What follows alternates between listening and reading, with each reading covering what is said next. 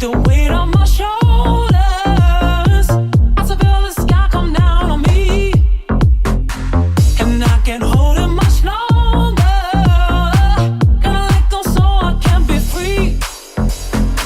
Yeah, yeah.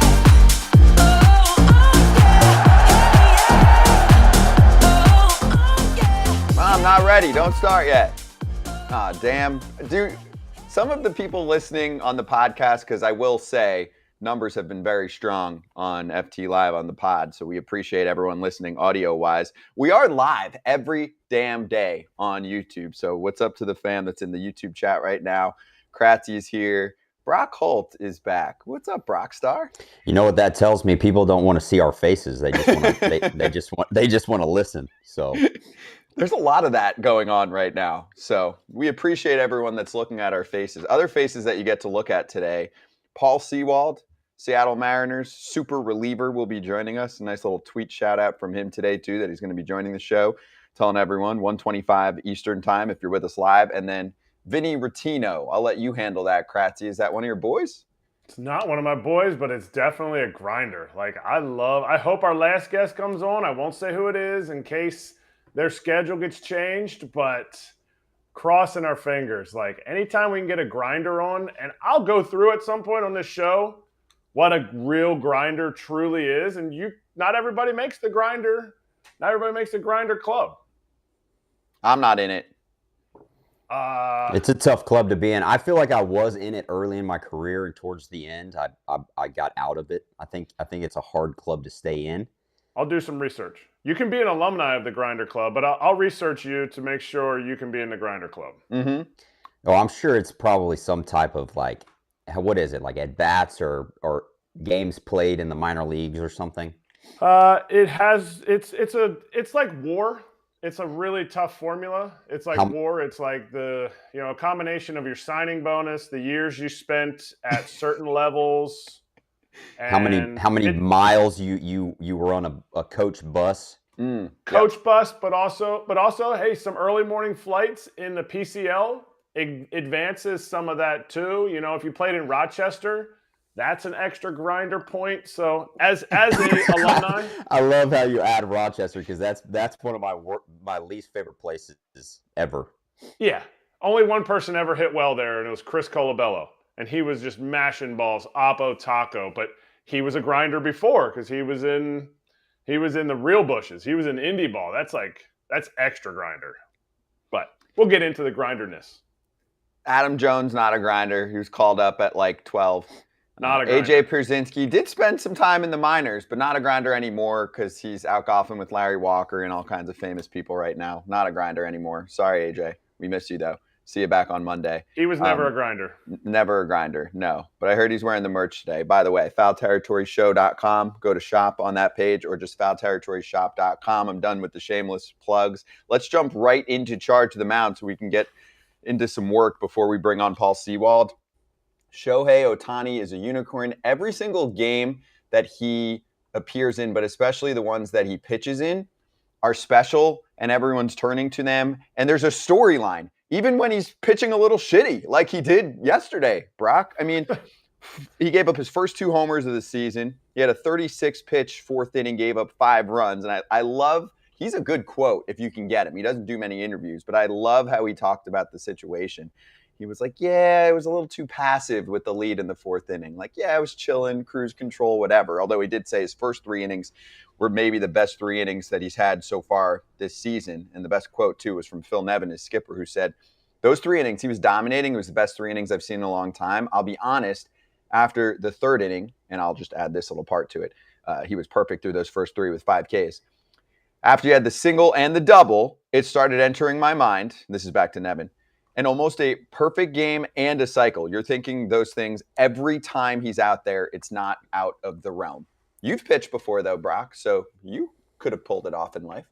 Yeah, I mean, if I could have started a game, I think. But I think with Ohtani, it's like we talk about this stuff all the time with him. You know, the pitching is unbelievable, the offense, whatever. But like, if he did throw a perfect game or pitch a no-hitter and hit for the cycle, like, I honestly wouldn't be that surprised, because of the things that he's capable of doing and able to do. It's an absolute joke what he can do on a baseball field. He's a freak.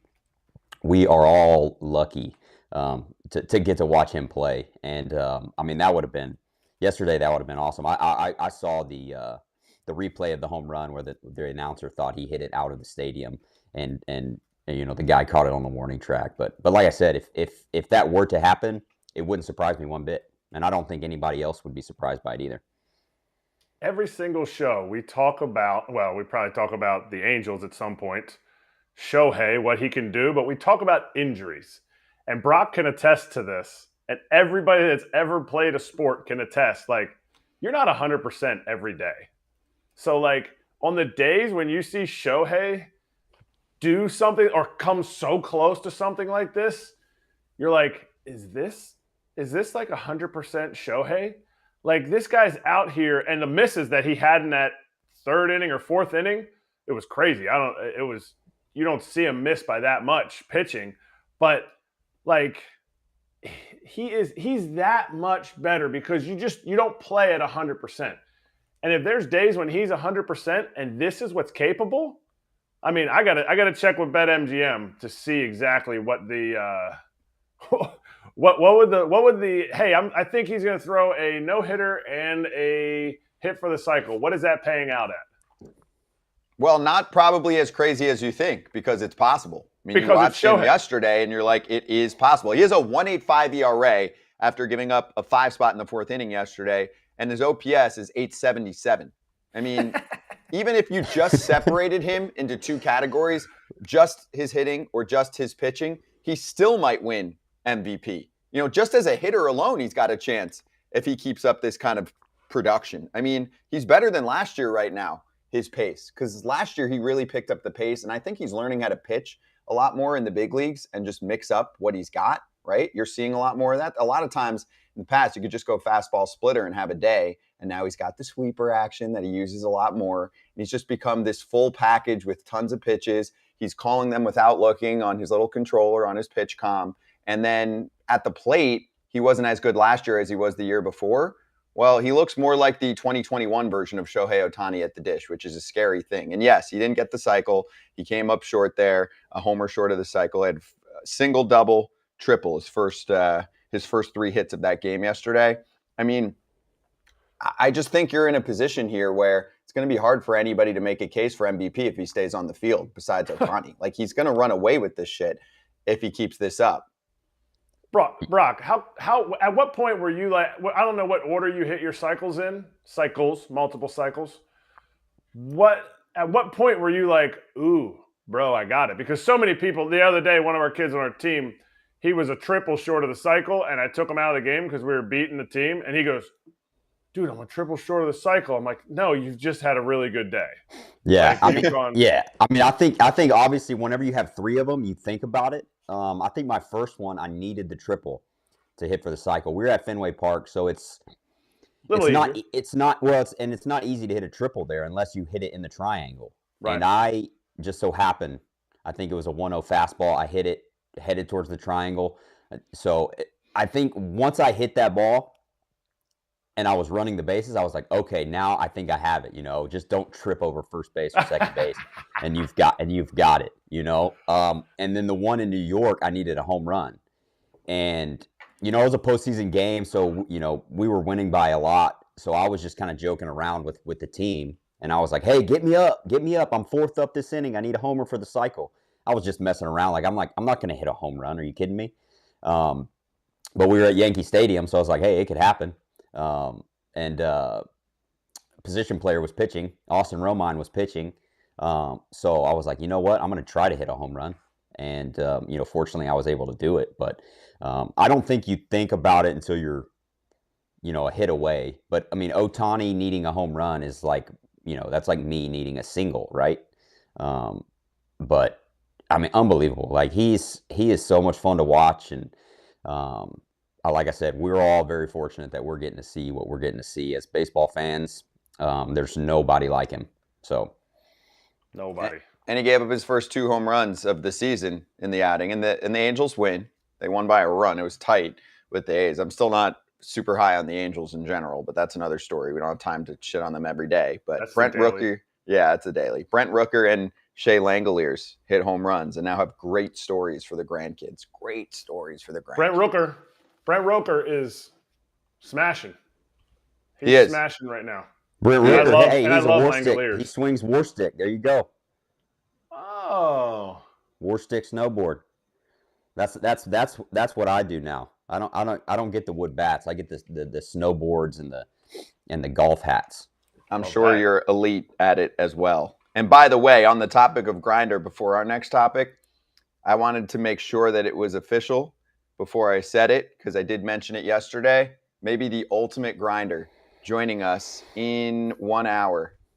Drew Maggi. Is that what he does? Is that his thing? No. Oh, no. That's like a Rudy. You guys both did it in unison. I was like, you guys Drew didn't. Is this because I didn't sit in my chair until 10 Maggi. minutes before the show started? You guys were Maggi. doing something I wasn't Nope. aware of?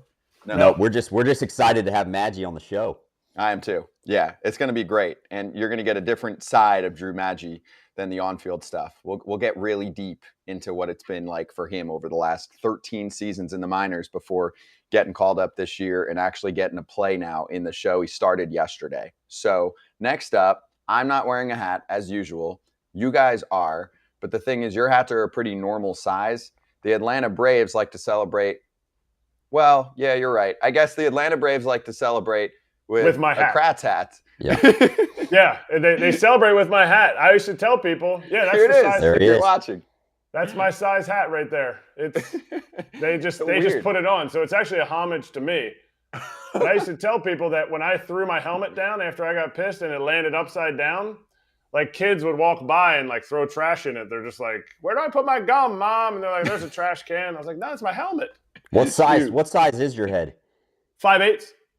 5'8". So it's like you and Kevin Minch. You remember Kevin Minch? No, see, those are like those are eight guys. Yeah, And- he's a and size. He was a Bochy- size 8. Bochy's an 8. Bochy's an 8.25, I think. Oh my goodness. It's ginormous. It's the biggest hat I've ever put on, but I had to for like the 2 minutes I was there. I had to put it on.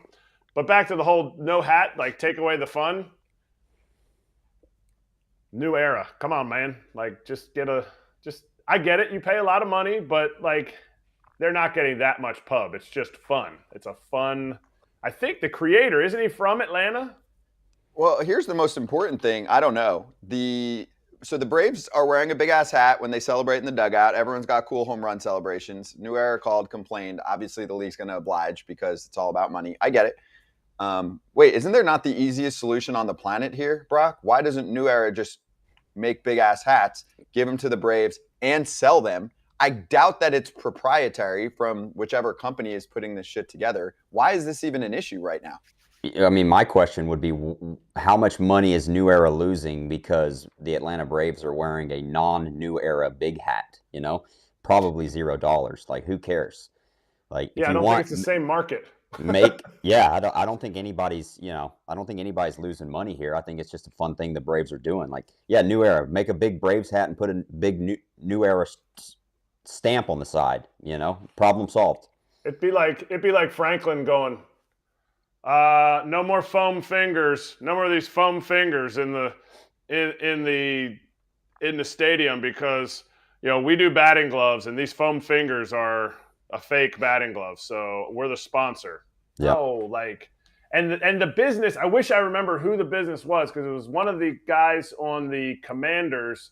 His buddy is the owner or the creator of the hats, and it may be proprietary. I don't know for sure, but I thought I heard something like that because he would wear it after Brian Robinson, every the game. running back for Washington. Yeah, I remember when he did that, and it became a thing. But how can that be proprietary? You can invent a big-ass hat, and that's something you can get a patent for? I mean, can nobody wear any other hats? Like, is the hat that the Mariners put on for their home run with the trident, is that not New Era? Like, do we have to take that one off the list? Yeah, you're right. What's the line, right, Brock? Like, can you not put anything on your hat? And what about hair? Do you have to wear a hat, or are you allowed to show off your hair? Like, where do we stop here? I mean, I think the question's being asked now. Now that we know we're not allowed to wear big hats, what else are we not allowed to do? Are we not allowed to wear? I saw someone wearing a gladiator helmet the other day. That was sick. But that it's probably not new era. So can you wear it? What about the hockey helmets? You know, The Braves should. The hockey helmet for Detroit has the hockey helmet and the hockey stick. The Braves should troll them and get a really tiny Braves hat and just put it on their head after home runs. get one of those ice cream bowl hats, you know, and just put it on there, you know, and see what they say. You can't do that either. That's sold at the ballpark. Yep. You can't wear that? Yeah. That's a great idea. See, I wish somebody. I'll text Darno about it right now. Thank you. Can you please? I want somebody on Atlanta that's got dirt in their spikes. They've made their money. They just want to have a good time. And they're like, let's do something cute off of this. Darno, Yeah, you want to find me? Here, take my money. I don't care. I've got too much of it. Yes. Please, somebody do it. That's awesome. When you have too much money, you're like, hey, find me. Because it goes to a charity anyway. So if you're not giving away money, you should be. Yeah. So I like that. Tax write-off, no big deal. By the way, the founder of the New Era Cab Company, Earhart Koch, from 1886 to 1954, who's the lifespan, German-American businessman. And anything cool here? Let's see. Worked for the Miller Brothers Cap Company, making caps in 1902. All right, well, I'm pretty sure Earhart would have been okay with this. And that's really what it comes down to. What would Earhart do? Earhart clearly was an entrepreneur that just cared about people wearing nice hats and feeling comfortable. So yeah, he didn't care how big they were. No, hell no. So in other news of what the league's doing to try too hard and do too much, Hannah Kaiser posting about a memo sent by Major League Baseball about sticky stuff. I'm going to read these for you, especially if you're just listening.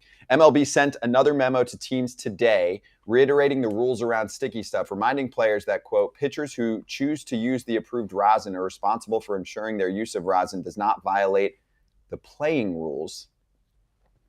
If the pitcher's hands start to become sticky over the course of the game due to use of rosin or otherwise, it is the pitcher's responsibility to clean his hand before continuing to pitch. It should go without saying that a pitcher should not clean his hand in a way that creates excessive stickiness, i.e. cleaning hands with alcohol-based product and immediately reapplying rosin. That's the end of the quote, but I'm just going to say, we are calling out Scherzer and still trying to back ourselves up that what we're doing is right, and we actually have an iota of a clue on how to handle this situation, even though we really don't. And Max's spin rate did not change at all, so we don't even know what we're doing anymore, besides maybe having a course suddenly in the middle of the season with umpires to say, hey, let's relearn how you should check a man's hands and be able to tell how sticky it is in your mind, and also have a hand washing course.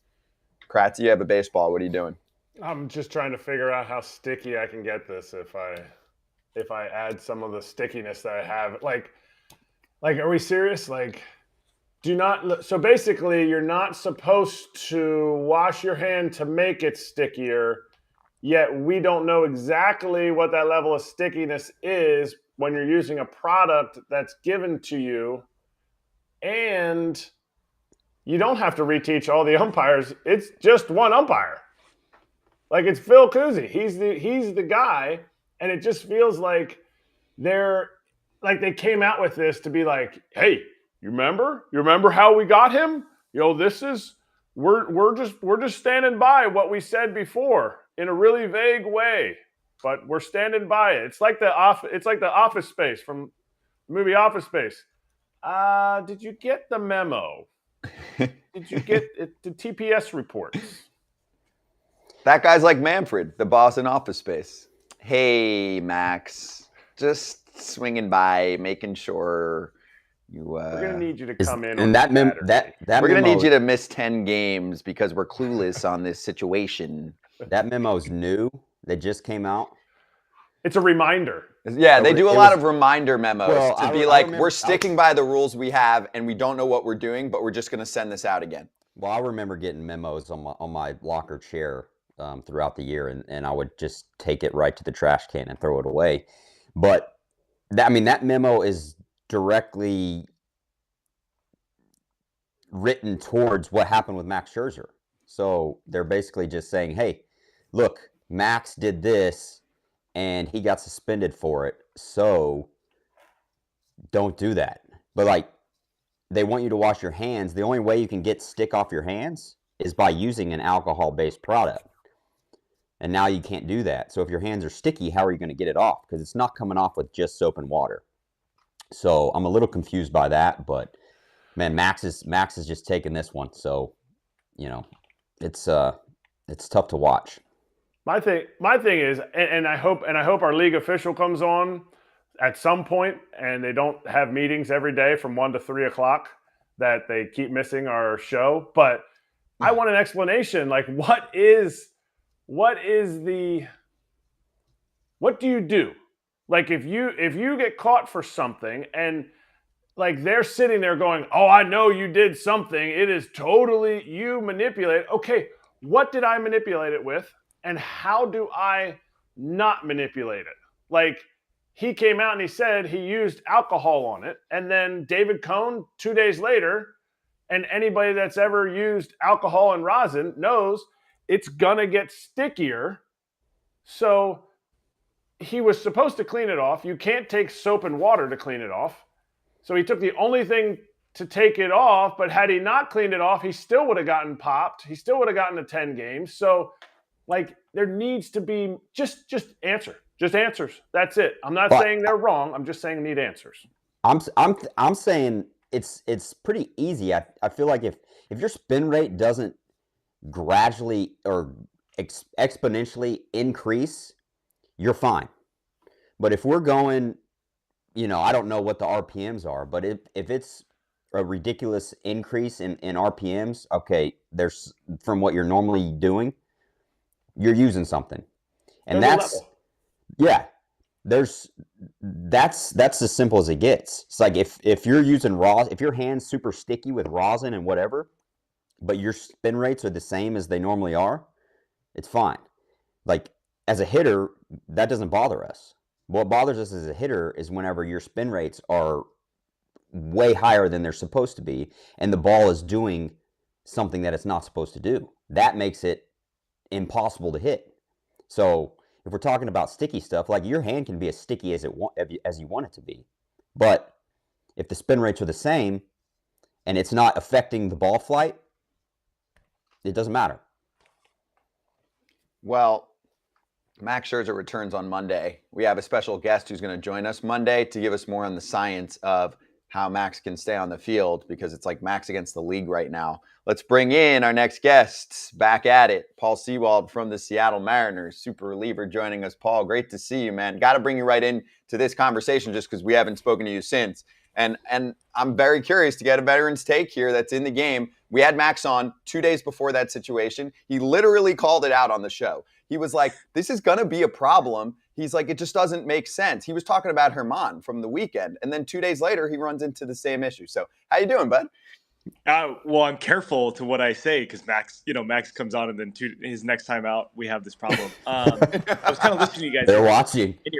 You're right. It's just that it's so subjective, and that's our issue. Is that what's sticky, what's not sticky, there's not a memo. They just said, hey, you can't use anything, and these umpires are checking, and if they feel like it's fine, that's great. If they think it's a problem, then here's a 10-game suspension. So it's frustrating. And Brock, you had some great points. It's like, let's take everybody's average spin rate, and like if you go up, 6% of that, like, okay, now, you're on at least on our radar, if nothing else, to try and figure out. Because, I mean, there's variance, obviously, within a game and even a week. But, yeah, if you're all of a sudden, changing your spin rate in the middle of a game, that's probably a pretty good red flag. Yeah, for sure. And that's my – from a pitcher's standpoint, what are you more upset about? The fact that you're not 100% sure if you're a rosin guy or you're not a rosin guy, if you're a sweater or you're not, are you 100% sure, like, they could bang me? And it may not be for a reliever because it doesn't build up throughout the game, throughout the innings.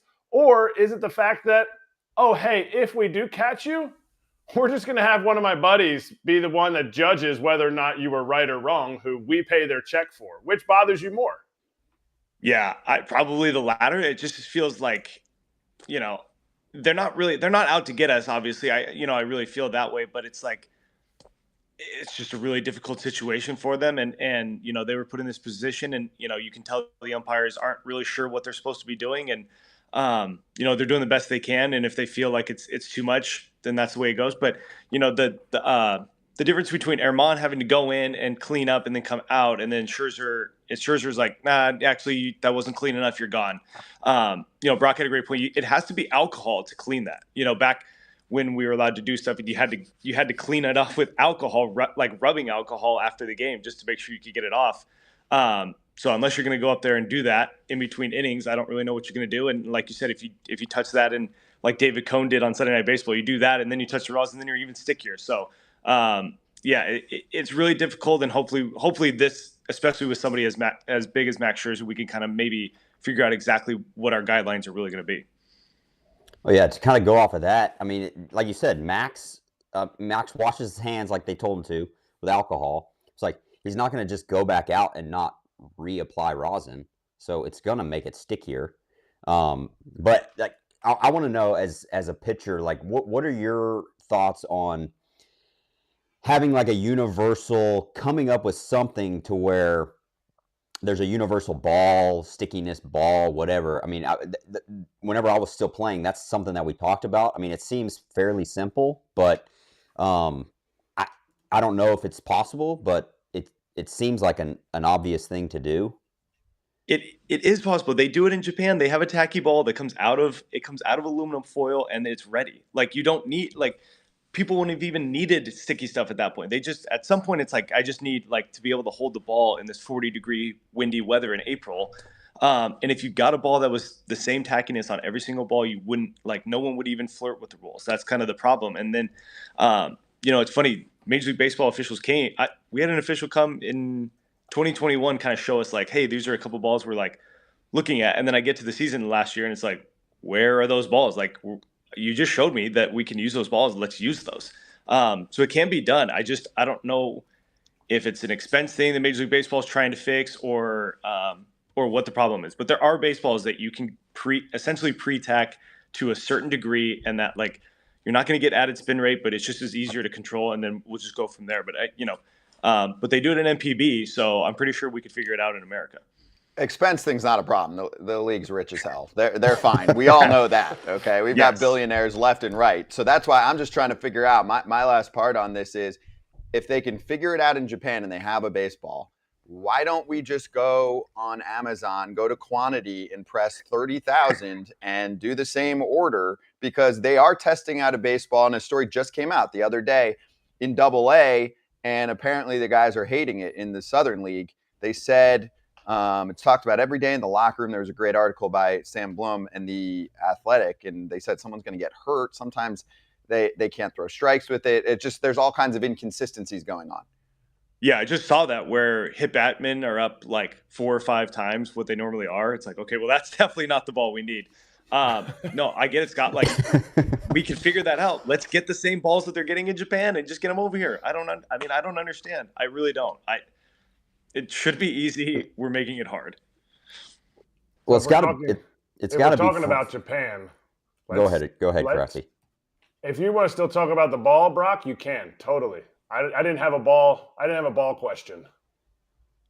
No, I'm just saying it's got to be frustrating as a pitcher, because, like, you don't know how sticky can I be. Like, there's got to be a simpler way for guys to be like, okay, this is what I have to do in order to not get suspended and perform on the field.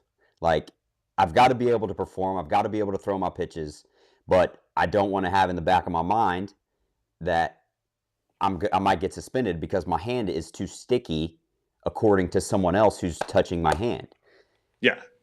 We're worried about all the wrong thing. I mean, when I go out there, that's the last thing I want to be thinking of, evaluating, like, how good I feel gripping the ball versus what my suspension risk is. That's what are we talking about now? So yeah, if we could get rid of that, I think we'd all feel a lot better out there. So my question was going to transition from the Japanese league, the MPB, to Shohei Ohtani. So I know you get to face him. I know you get to I know you don't ever get to face him.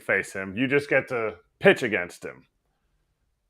If he did that yesterday, would that have been hit for the cycle and, CG or no hitter, whatever it is? If he does that someday, are you going to be like this is that the greatest accomplishment you could ever have in baseball?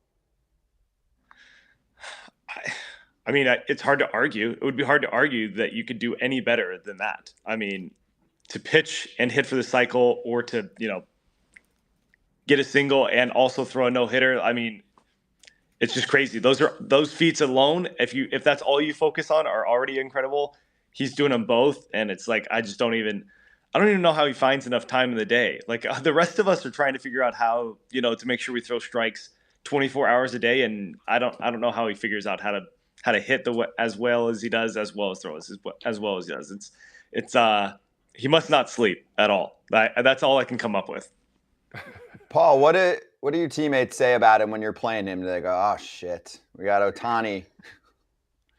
It's tough because it's funny because the hitters like marvel at how good of a hitter he is, but then they pretend he's not a good pitcher, and then the pitchers marvel at how good of a pitcher he is and pretend he's not a good hitter, because you can't, if you face him, you have to go in with a competitive attitude. I can't think he's a unicorn when he gets in the box. I'm already at a disadvantage. So it's very funny that guys, will like very much, talk about how great he is as a pitcher down there in the pen, but it's like, but he's got holes in his swing, and then our hitters will very much think that they can get to his pitches, and but that he's an incredible hitter. So you try and figure out exactly how you can be a fan while also being a competitor and a peer. No, I hear that. I hear what you're saying, but that brings me up. I've always said this, and I've said this to guys when I was in AAA and they were going up to the big leagues. They're wearing Trouts. You're wearing Trouts. You're a pitcher. Hey, my agent sent me some Trouts. I'm aware, and they put a pitching toe on it. If you face Mike Trout in the big leagues and you're wearing Trouts, doesn't he already have a step up on you? And now that Shohei is a New Balance guy, if you're a New Balance guy and you're wearing the Shoheis, like you can't wear them. Like that's like he's already got a step up on you. No, we don't. I will not wear Mike Trout's, and I will not. I talk to all our guys. We don't have a ton of Nike guys, but like I don't even have a deal in my. I've always really liked Nike, but then pretty much those are the only Nike cleats that I like are the Trouts. And I was like, I can't do it. I can't. If I'm gonna have to face this guy 5, 6, 9 times this year, I cannot go out there wearing his cleats. Especially if he's in our division. You can't give him that satisfaction. It's hard enough facing those guys. The last thing you want is them knowing they already have you because you're wearing their gear. So we try to make sure that none of our pitchers are wearing Mike Trout's cleats when we go to face them. Has anybody worn them? And you're like, no, the hitters have them. Quite a few hitters have them, and I just kind of look at them like, yeah. And it's like, damn, we got to play that guy today. Like, give me a break with that.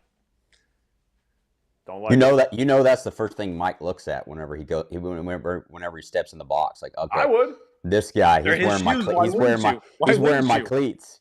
You don't think Jordan talked a little trash to guys wearing Jordans when he's playing against him? You better believe it. 100%. I mean, Brock, can you imagine when you're with the Red Sox if you're wearing like, I don't know, Jeters or Judges? Oh man, up? Yeah. Well, Judges wouldn't fit me. They would have been way too big. But you have one of the Judges behind you. One of the. Your snowboard behind you. That's how big his cleat is. Yeah, that's it. That's a Judge. That's Judge's cleat right there. That's a Judge. No, I mean, I probably would have worn a Jeter, just because I was a Jeter fan. But yeah, I mean, if you're a pitcher wearing a Mike Trout cleat and Mike Trout comes in the box, like he sees that. I mean, he's probably already got you, but if you're wearing his cleat, he's got you. Got you. I need all the help I can get, Brock. I can't have him even 1% thinking he's got me. I hear you. I'm on your side, man. Hey, Paul, I want to ask you on a sad note about Robbie Ray's devastating injury leading to surgery, and just how Robbie's doing and what the team said about him and how they reacted when he went down initially in that first start. And then you get the news. Like, I don't know how that works, but someone probably just nudges someone and says, hey, dude, I just heard Ray's getting surgery. Yeah, so he gets injured in the first game, and it's like, oh, that's tough. But like, we kind of looked at it, and he seemed very positive that it's possible I could be back with the team by June 1st. And it's like, hey, every team is going to have injuries. Ours might just happen the first couple months. that's fine. We'll put him on the back burner and, we'll roll from June, was kind of like the team's thought process behind it. And then he went down to Texas to see Dr. Meister the other day, and he texted our team group message before it came public, which was we all really appreciated kind of giving us the news, and just total support from everybody. Everyone knows that he was going to do every single thing he could to rehab, and he did. The last 3 weeks he's just lived in the training room. He's doing everything all day. Just wasn't going to work for him, and we wish Robbie the best in his comeback, and we just call him 2024 Comeback Player of the Year is all we can do. He's gonna do everything he can to be that guy. Hell yeah, I like that. That's the motivation. Wait, you mentioned the team group chat. I'm always curious on that. How does that go? Who's the most frequent texter in that group, and is somebody sneaky funny? Oh man, it's pretty evenly matched. Who, if somebody will write something, it's like, hey, we're gonna do this for dinner, or chapels at this time. It's kind of like just our little thing going in there. Sneaky funny. I'd say Tom Murphy's probably the sneaky funny guy in that message. He offers some good things that I'm not going to repeat on here, but that's probably who I would say is sneakiest, funniest in the group chat. Wait, can you do one thing for me? Can you pull up? Don't show us. Can you pull up your phone and just give me one text that you're allowed to say, just to give fans insight? Like one thing. You don't even have to say who it's from. Or are you on your phone now? I'm on my phone. Oh, well, then I'm going to get in trouble from the people behind the scenes. They're going to say that I'm going to cut you off. Kratzy, you know what I'm talking about. I'll next time when I come on in a few weeks, I'll have saved the best one from the last couple of weeks. Perfect. Deal. Okay. Done. Thank you. And now I'm not in trouble. Kratzy, you go. So I got so much on the road trips. Like, road trips can be fun, but when you're in Seattle, you guys fly like crazy fly. Like, you guys definitely get free Wi-Fi, unlike another team that used to not. But you guys are going Philly, Toronto, two quality teams, and then you're flying all the way back across for an off day on your road trip to Oakland, and then you guys got to fly home. Like, what's the mindset besides two suitcases and you bring your sticks on the trip? What's that mindset? And you guys are right in the middle of it. How are you guys feeling about this trip? Yeah, that's playing for the Mariners. We have a little bit different travel situation than everybody else, and that's just part of the deal of being in the Pacific Northwest and not really having a ton of teams close to us. And with this schedule where you're kind of going back and forth a little bit more, you might play the NL East a little bit more. It's I talk about it though. We have less trips to Texas, which is in our division we'd have to go to Texas 6 times, which is just ridiculous that a 3-hour flight and 2-hour time change is part of your division. So it's just one of those things, and we can knock out 2 East teams this week and and then come home and or come back to the West Coast and play Oakland before we head up, and you just make the most of it, and lots of cards, lots of movies, and trying to figure out how to waste some time on the flights. But the Wi-Fi is pretty nice. Make sure that you fire up the YouTube TV and you can watch some of these playoff games, and makes it go a little bit quicker. What about the bus trips? That's all I care about. Who is on the mic? I want to know who the Mariners mic guy is. And if you got any kind of inside story, I need it. Okay. Given the fact that we're in Toronto, I guess, so we have a Canadian, Matt Brash, is on our team, and we all love Brash, and he's just so nice, but then he's also just such an easy target to pick on that it just feels like he gets called up quite often to make sure that he can sing. We like to do a little singing thing, and we all are a little unsure how Canadian he is because he barely knows the Canadian national anthem.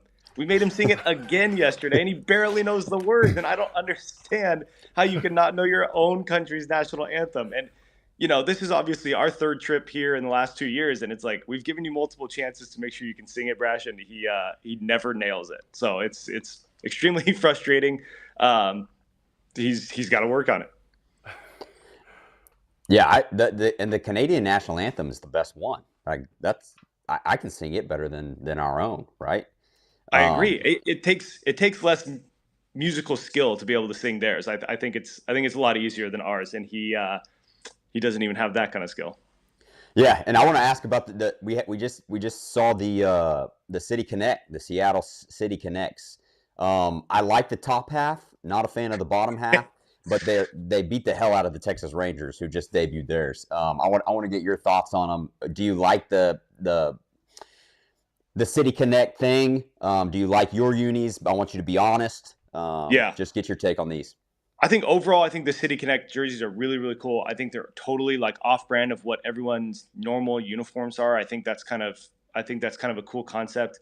I really like the top. You're exactly right. I was a little bit shocked when I saw the black in spring training when they revealed it. I kind of was like, what happened with the pants? Because the top is great. I think the Pacific Northwest logo that we have on the sleeve is super dope. I love that.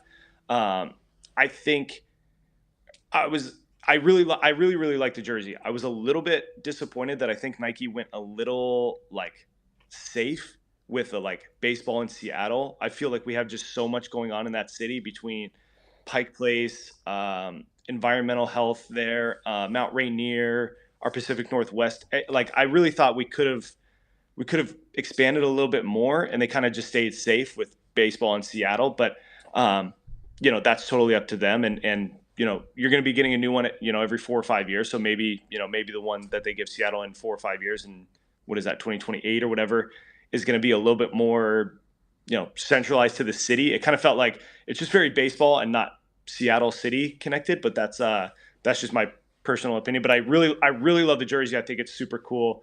And it's going to be really nice. Friday nights with some black pants will be interesting, but I think it's a cool concept. So they should have asked you, but more importantly, why didn't they let you model them? Like, I saw no pics of the Sewald. I got nothing. What is that about? All I did was get to go in there and I saw it on a mannequin. And then next thing I know, this video comes out and I was like, wait, everyone else got to model them except for me. So next Friday will be the first time that I get to wear it, and we'll see how it looks. That's crazy. You got to tell Jerry DePoto, like, dude, I know you like to trade people a lot, but I'm here to stay. I want to be in those damn photos, okay? It's all Julio this, Julio that, and he's amazing. We love him, but come on. I mean, Julio really is like the model, so I can't exactly blame them for having him model everything. He's pretty handsome. It's tough, Brock. It's tall, dark, handsome, great smile. The 25 guy, like. He's kind of the guy. Let me ask you this though. You said Friday nights. Yep. You're wearing them. We're not taking away from the teal jerseys though, are we? No, so we're just changing because we got rid of our gray jerseys because we have the reduced number of jerseys you can have. So we wear teal on the road way more often than we used to. And then we can kind of wear teal any other night. It's not really just the Friday night thing now. So okay, good. The City Connect ones are just going to be Friday nights, and then teal we can wear, sporadically, however often we want to. So Kirby pitched great in them yesterday, so I'm thinking next time Kirby pitches, he's going to want to have it again. Those teals might be the best in the league. They are sharp. They're sharp. As they call them, Northwest green, not teal. Okay, sorry. Yep. Well, Northwest thanks for clearing that up. Okay, Northwest green, got it.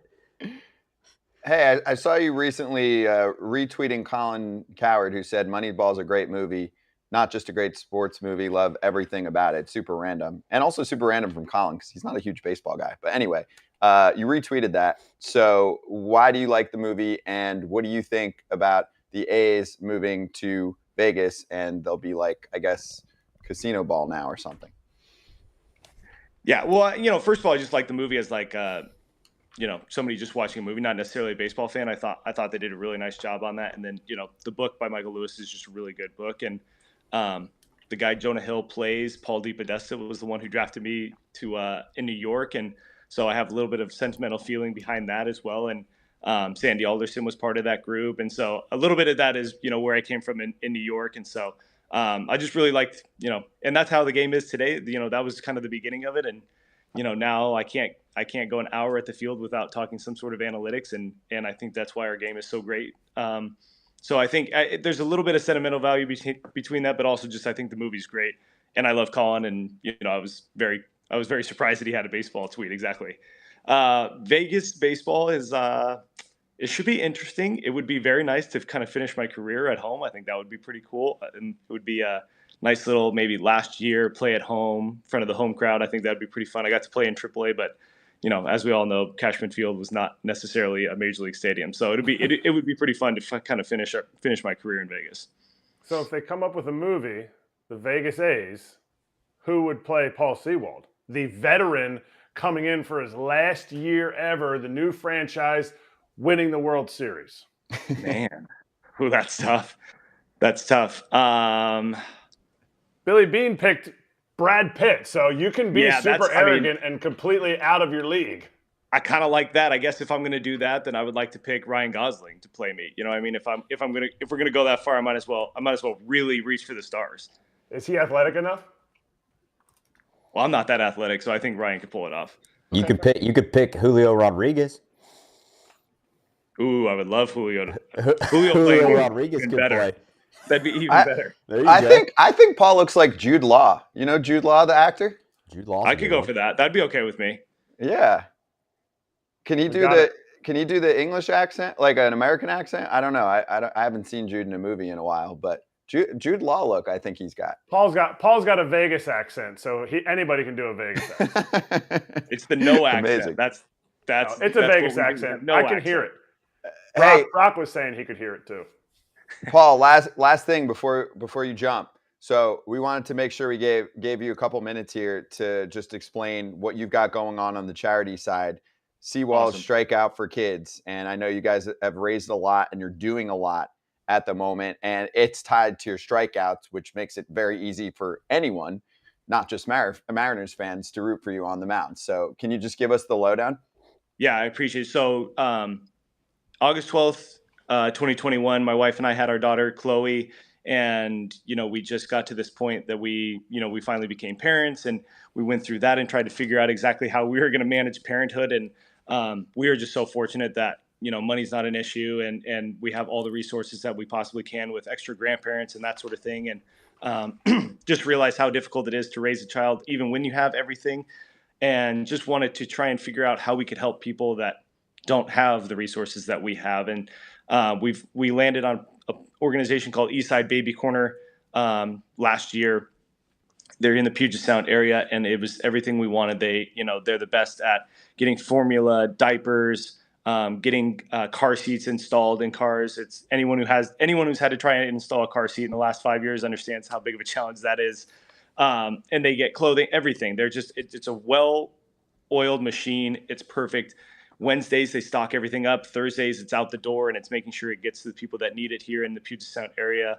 And we just thought, what a great organization, and we would love to help them. And we put something together that we're going to donate for every strikeout that I had last year, and we raised almost $75,000 with everybody's help on our Pledge It campaign as well as our money, and we just felt so grateful for that. And they've changed their name to KidVantage because they're not just in the east side of Seattle now, so they wanted to make sure that they reach as much as possible and not limit themselves to just one part of town. And so we are doing a great thing with KidVantage. We're giving more money this year. We doubled how much we were going to give for every strikeout, and we're hoping that everyone can participate as well. So in my Instagram and in my Twitter bios, I have the Pledge It campaign that you can just go right there and donate as you wish. Anything can help. It's crazy how far just $20 will go with Eastside Baby Corner. They seem to make that go a lot longer than the rest of us. It doesn't seem like you can go to Target and get that much for kids for $20, and next thing you know, they give clothes, they give a week's worth of diapers, they give a week's worth of formula, and it's just incredible. They're incredible people doing incredible things, and we're just happy to be a part of it, and we're thankful that the Seattle community has donated as much as they have with us.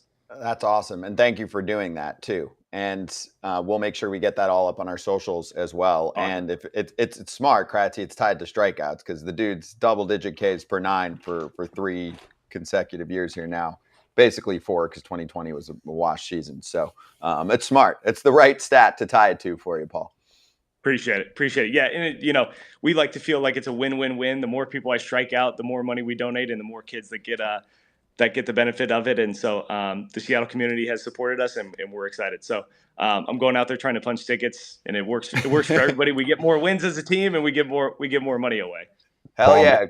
makes me feel good too, because I'll probably donate just some of those strikeouts from you. So I probably helped out a few kids. Yeah, I probably helped out a few kids, man. So I appreciate it. Thanks, It'll help Paul. you walk back to the dugout and think, at least a couple kids are going to get a couple extra things. Thank you. All right, I just bought diapers. Cool. Yes, Nice. yes, I like it. Go strike out the side tonight, and then sing the anthem to Brash, so he knows what he's doing up there. Good luck in the game later, man. We'll see if he can figure it out when we're listening tonight. That'll be good. Yeah, Thanks for having pressure's me, guys. on. I Paul, appreciate it. awesome. Yeah, appreciate that was cool, you. man. Awesome having you on. We'll talk to you in a few weeks. Appreciate it. See you guys soon. Awesome. Paul Sewald, Mariners reliever. Great stuff on all fronts there. That was really fun. And also, we're like 2 minutes away probably from Vinny Rottino on the Brewers, and then Drew Maggi later on the Pittsburgh Pirates in his big-ass debut. It's a fun one today. But for Paul, that was good stuff. I mean, all around, but especially at the beginning, too. I mean, you're not going to get many pitchers that understand what the current rules are. That's a problem. I just the biggest part too that I think we didn't go over, because I know we've exhausted this topic quite a bit, but we keep getting more layers, and the reason we bring it up again too is because of the memo that the league sends out. We get so many players saying the same thing. What about just copying the baseball in Japan? It's not necessarily perfect, but clearly it's working. So why aren't we doing that? How hard is that? I mean, look, me and Kratzy are stumped. It sounds simple. Like, let's get a ball that everyone can use, and this is what you use. And if you do something else, we'll know, and you're out of here. But it was very interesting for me to listen to Paul talk, because, you hear from guys when you're playing pitchers, but he seems very educated on what's going on, and he has no idea what the rules are, right? So I just feel like there's got to be an easier way, and I think we're trying to make it too difficult when I don't think it has to be. So that was good. That was good stuff. That was a good segment with Paul, man. That was fun. Why can't we have the openness? Like, I want to know where it stems back to. Like, did the players hurt the owner's feelings so much that we can't, like, come on, let's come together. Let's make a rules committee where it's 5 people from the MLB, 5 people from players, not 6 and 4. Like, why does there have to be the hierarchy? And just so we can have this, so we can answer this question, we can have a forum. Hey, why don't we go get the balls that they use in the MPB, and we unwrap them from the foil just like they do, and we use them? What's wrong with that? Is that what we're using in AA? We're still testing things. Great, that's it. That's all it takes. Hey, you know what? I'm the rep today. What does the rep have to say? But instead, we hide these people behind curtains.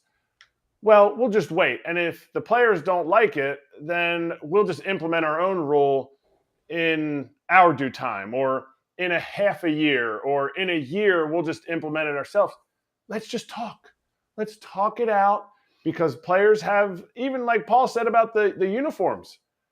Did Nike come to anybody from the Seattle Mariners baseball team, the players who are going to wear them? No, absolutely not. Yeah. Definitely not.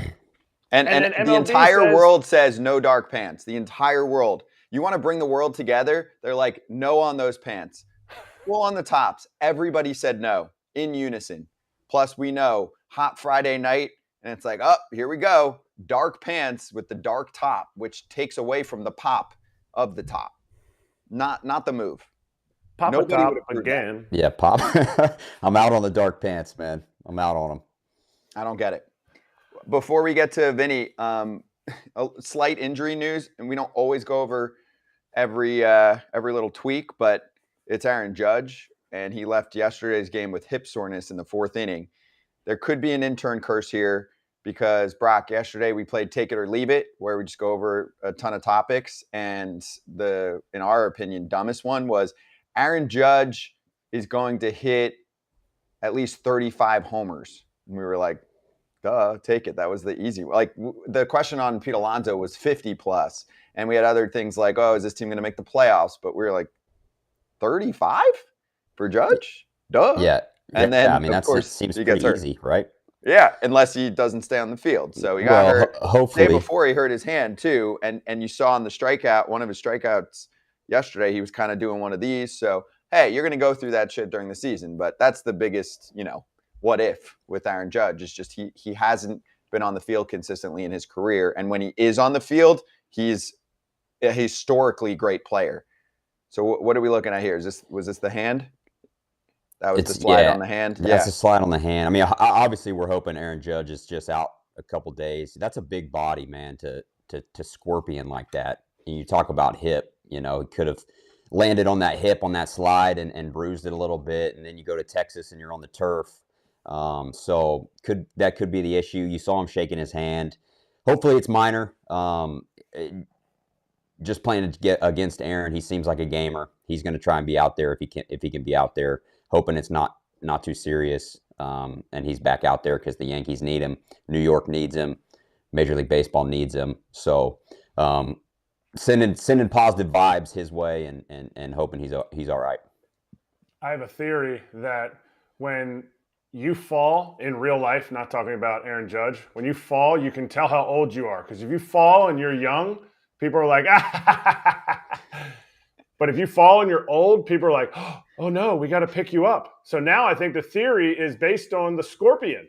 If I scorpion in the third, everyone's like, ah. Aaron Judge scorpions in the third, people are like, ooh, oh no, is he okay? He's fine. Okay, we can laugh. Okay, I scorpion there. They're like, ah, catcher runs like a catcher, all that stuff. Like. So it's definitely well, a little worry whenever he scorpions into third and then runs straight into the clubhouse. Yes, that's a little worrisome too. Yeah, he said it was just a little grab in the hip area after a head first slide. Whole right side's been a little locked up. Culmination of having that and a couple of swings today, just couldn't really get loose. So we'll keep an eye on Judge. Obviously, Yanks offense has just been We'll talk about that a little bit later on. Right now, let's bring on our next guest, Vinny Rottino, joining us. Member of the Grinder Club, former big leaguer. As you can see, you know who he works for. You know what he's doing pre and post and during games too. Vinny, how you doing, man? Great, guys. How you guys doing? I just realized the studio behind me is not up to par right now. Brian Anderson came over to my house, the voice of the Milwaukee Brewers, and spent like half a day here and made this for me. So this was like a year ago. But anyway, it's not up to snuff right now. Brian did that? Play-by-play BA Brian? did that. Let's get that over there. Yeah, BA. Yeah. No and Dom freaking Cotrono. way. Dom. I know you know Dom, right? Yeah. Scott. Yeah, so. No, I do. That's crazy. Those guys came over and did it. I would have thought like somebody, like stage manager or a designer or something. These guys know how to set that up. I would never be able to do that. This is my basement. Yeah, this is my basement in beautiful Racine, Wisconsin. Yes. Congrats, I love it. Love that. This is my basement. I love We're it. both in I the love basement. that. Yes. And Brock, yours too. That's not a bad little setup as well. I'm over here in the corner. I'm tucked back in the corner. I got some more cool jerseys. I should have put my Brewers one back here. Yeah, no doubt.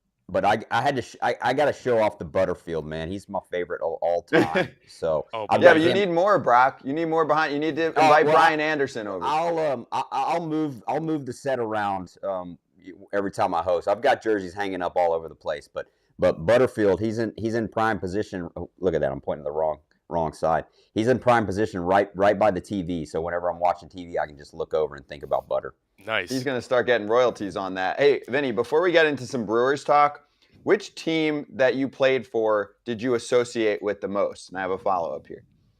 I mean, it's the Brewers, right? I from Racine, just south of Milwaukee. I played at UW La Crosse, a small Division III school in Wisconsin, and then I ended up getting signed by my boyhood team that I grew up idolizing. Robin Yount, Paul Molitor. So I had a chance to play for them and get signed by the Brewers right away, and then get a chance to play in the big leagues. So it's definitely the Brewers. So this isn't a setup, because I just want to see, maybe you have the ability to change this, especially if you say this live on digital television, essentially. Your photo in Baseball Reference, it's a great photo. You got the great smile going. is in a Mets cap. It's almost like the Hall of Fame talk. Like, where do you want to go in as? Right. The Grinder you, Hall of Fame. Where would I get inducted? The Grinder into? Hall of Fame BB ref has you as a Met, and I was like, nah, he's more of a Brewer to me. Yeah, no, I mean, the Mets gave me, and Terry Collins, they gave me a real opportunity to play and contribute to a major league roster. When I was with the Brewers, I mean, I loved it. It was a dream come true to play for my hometown team.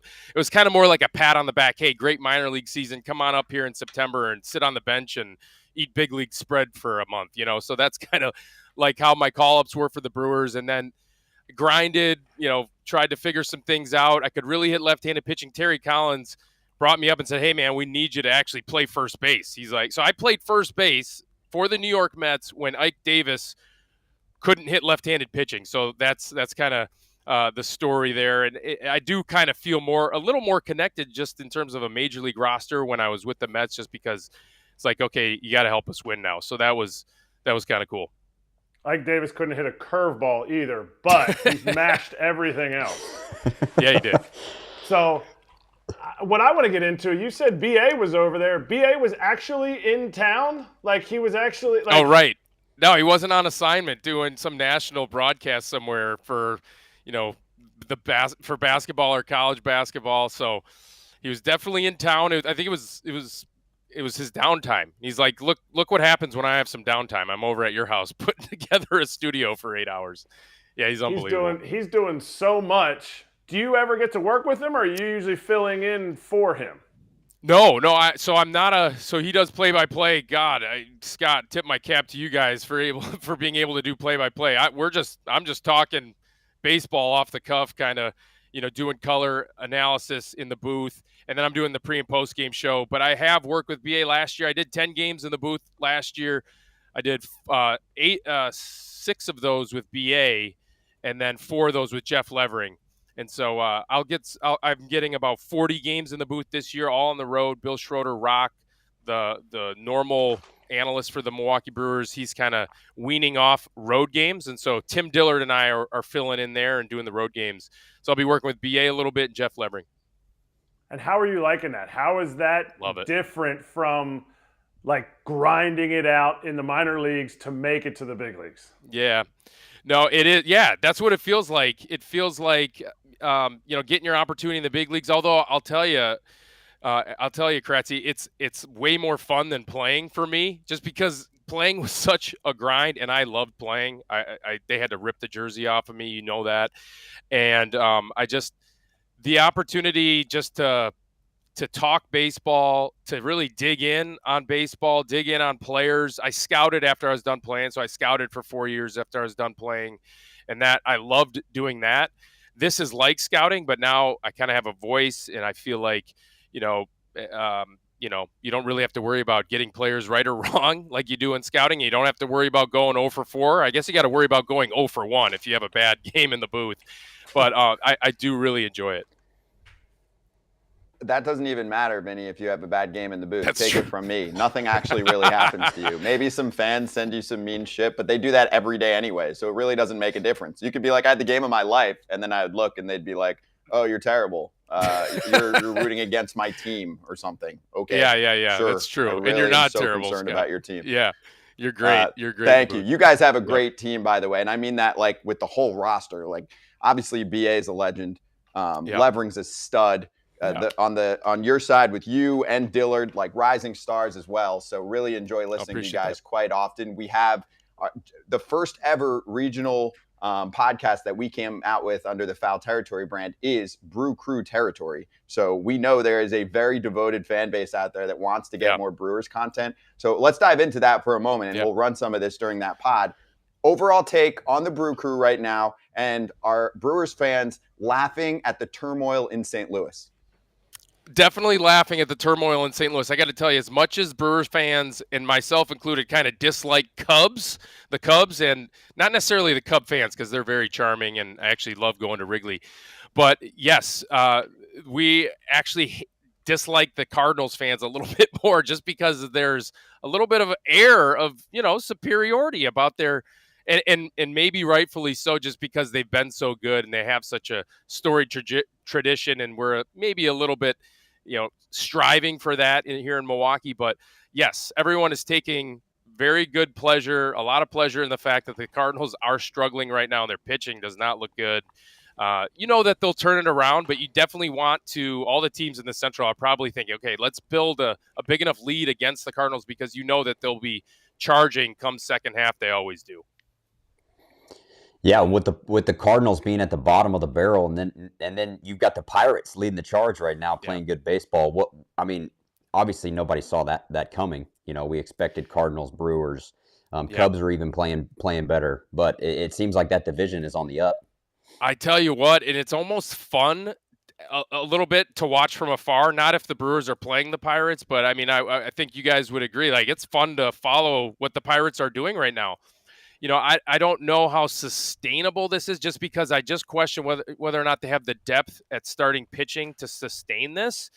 But it's certainly not a team, especially an offensive group, that's going to be at the bottom of the league in terms of production, in terms of scoring runs. And so I think that they're going to probably stick around for a little bit. I just question whether or not they're going to be able to sustain like this level of winning percentage for the long haul, just because of their starting pitching depth's a little bit thin. But Mitch Keller looks like the real deal, like everything that everyone thought he would be coming out of the draft even, and coming over in that trade. So yeah, we'll see what happens with those Pittsburgh Pirates, but they're fun to watch. What do the Brewers have to do to sustain this? What do the Brewers have to do to make it? You can't say anything about injuries. That's, what do they have to do, and do they have enough to sustain this? I do believe that they do. And here's Karatzi, you played for him. They have Craig Counsell, right? I mean, so this guy is building a culture, a winning culture, year in and year out, and that it doesn't show up on any data and analytics, any metric. There's nothing for it. You guys know, you guys played. It matters when you have a group of guys that are all in it together with one common goal every single day is to win a ball game. And so when you have a Craig Counsell that facilitates that and fosters that every single day, I think that is going to equate in a winning season. And I don't know whether or not the Brewers are going to win the Central. It certainly feels like they will. It feels like they have the starting pitching depth. It feels like they have the position player group to kind of do it. They don't have a roster full of guys like Nolan Arenado and Paul Goldschmidt, speaking of the Cardinals, just in terms of like lineup anchors, I call those guys that are just going to just mash every single day. I don't think they have that, but they have guys that'll contribute every day. They have guys that play hard, the new kids, so fun to watch, Joey Weimer, Bryce Terang. These kids add something to that lineup. And then, like I said, the Craig Counsell, like, winning culture feel of this group feels like it's going to be sustainable all year round.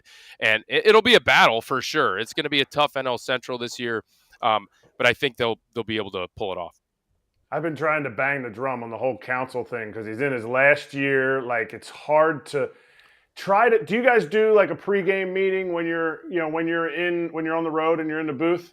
So try to take us into that meeting and give us something that would like explain to you why Craig Counsell is what he is. Because I've been trying to explain it and give examples, but from you, somebody that's there all the time in a way different season than from when I played, explain to the fans what he does.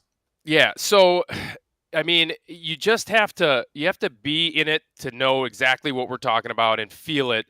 But it's just the idea, like, okay, so once you get the ball rolling during a season where it's like a snowball rolling down the hill, right? And so as that snowball gains momentum, it gets bigger. And the guys that don't want to be part of it, they either get out of the way or get gobbled up by it, right? So we've been on teams where that happens every single year, where all of us, like, there's like, oh, we got this guy on our team. I heard about this guy. And all of a sudden he's like a great team guy because it is that culture that is built within. And there's multiple examples of that. I don't want to disparage any teammates of the past, but you never thought that they would be team guys until they were part of a winning group like that, and all of a sudden they became team guys. And once you have 26 guys now that are all in it to win, and they don't care about their personal accomplishments or their numbers or their contract the next year, when you have a group of guys like that, not only does the team win, but those individuals actually play better. And if you play better, then obviously you're going to win more. So it's just everyone doing their own job with one common goal in mind, and Craig Counsell facilitates that better than anybody. He's been there, done that. I guess you would have to flip a coin between him and Tito, right? Tito Francona for me, but Craig Counsell is certainly right at the top of the list there. So Craig Counsell, Kratzy just said it's Craig's last year, so he's getting fired. He's getting fired at the end of the year. Is that no? Well, we hope that's what's happening. I mean, we're talking about how good he is, and Kratzy's over here saying it's his last year. We're trying to extend the guy, right? Last year of his contract. My bad. No, I'm sure they're probably working something out. They know what his value is. I don't know. I don't want to speculate anything on that front. But everyone wants him back. He's from 20 minutes away from the ballpark, right? It's funny because the joke about Counsell is because he cuts his own grass every day, right? So he's not going to want to go anywhere else or every week. He's not going to want to go anywhere else, have someone else cut his grass. So he's a cheeser. He's a cheesehead, just like the rest of us.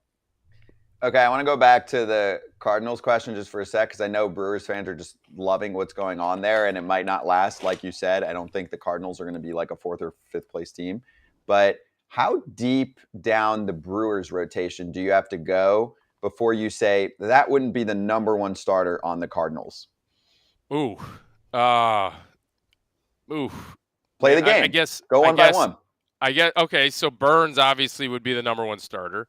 Brandon Woodruff, he is dinged up with his shoulder. He would be the number 1 starter. Freddie Peralta, all 3 of those names that I just said would be the number 1 starter on pretty much every other team, right? So, well, no, not every other team. Well, not every team. They're not starting. Not the Yankees, I got DeGrom starting for the Rangers tonight, right. But look at the Cardinals. Like, to me, I've been calling this out for a couple months now.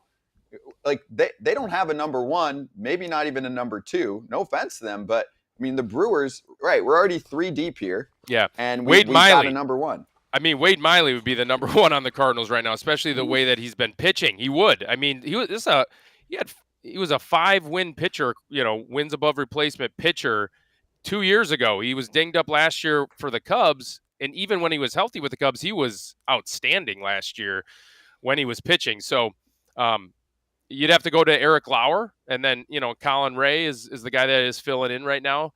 But Eric Lauer's been outstanding at times. Colin Ray's kind of establishing himself at the big league level right now. Adrian Hauser is waiting in the wings. So you talk about depth, the Brewers have it, and the Cardinals don't seem to have it. Yeah, that's kind of what the Brewers have been known for, right? Throughout the years, is the depth in the starting pitching. I mean, I was there for 47 seconds, and facing those guys. Yeah, facing those guys in spring training. You want to talk about feeling bad going into a season or going into your first spring training at bats, facing those guys. I faced Brandon, I faced Devin Williams coming out of the bullpen, and this was before this was 2020, so this was before he had made his debut, and he starts throwing that changeup, and I'm like, what in the heck is that pitch? He goes, it's a changeup. I said, if you throw that every single time, no one will ever hit it. And then he ended up winning Rookie of the Year that year. That was in 2020. Wow. Yeah, Brock, 2020. He owes his entire career to you. Seriously. I am a Hall of Fame scout. I said, throw the changeup, Devin. And he did. That's he listened to me, and look at him. But no, I'm serious, man. The pitching is, I love those guys. I told Kratzy this the other day. I wish my Brewers career would have lasted longer because I loved everything about the Brew Crew. Yeah. And we liked having you here. And it's probably my fault that you were a Texas Ranger. So I put a big number on you, Brock, back in 2018. I scouted you when you were with the Red Sox. And so it's probably my fault that a couple years later they signed you. But anyway, I digress on that. But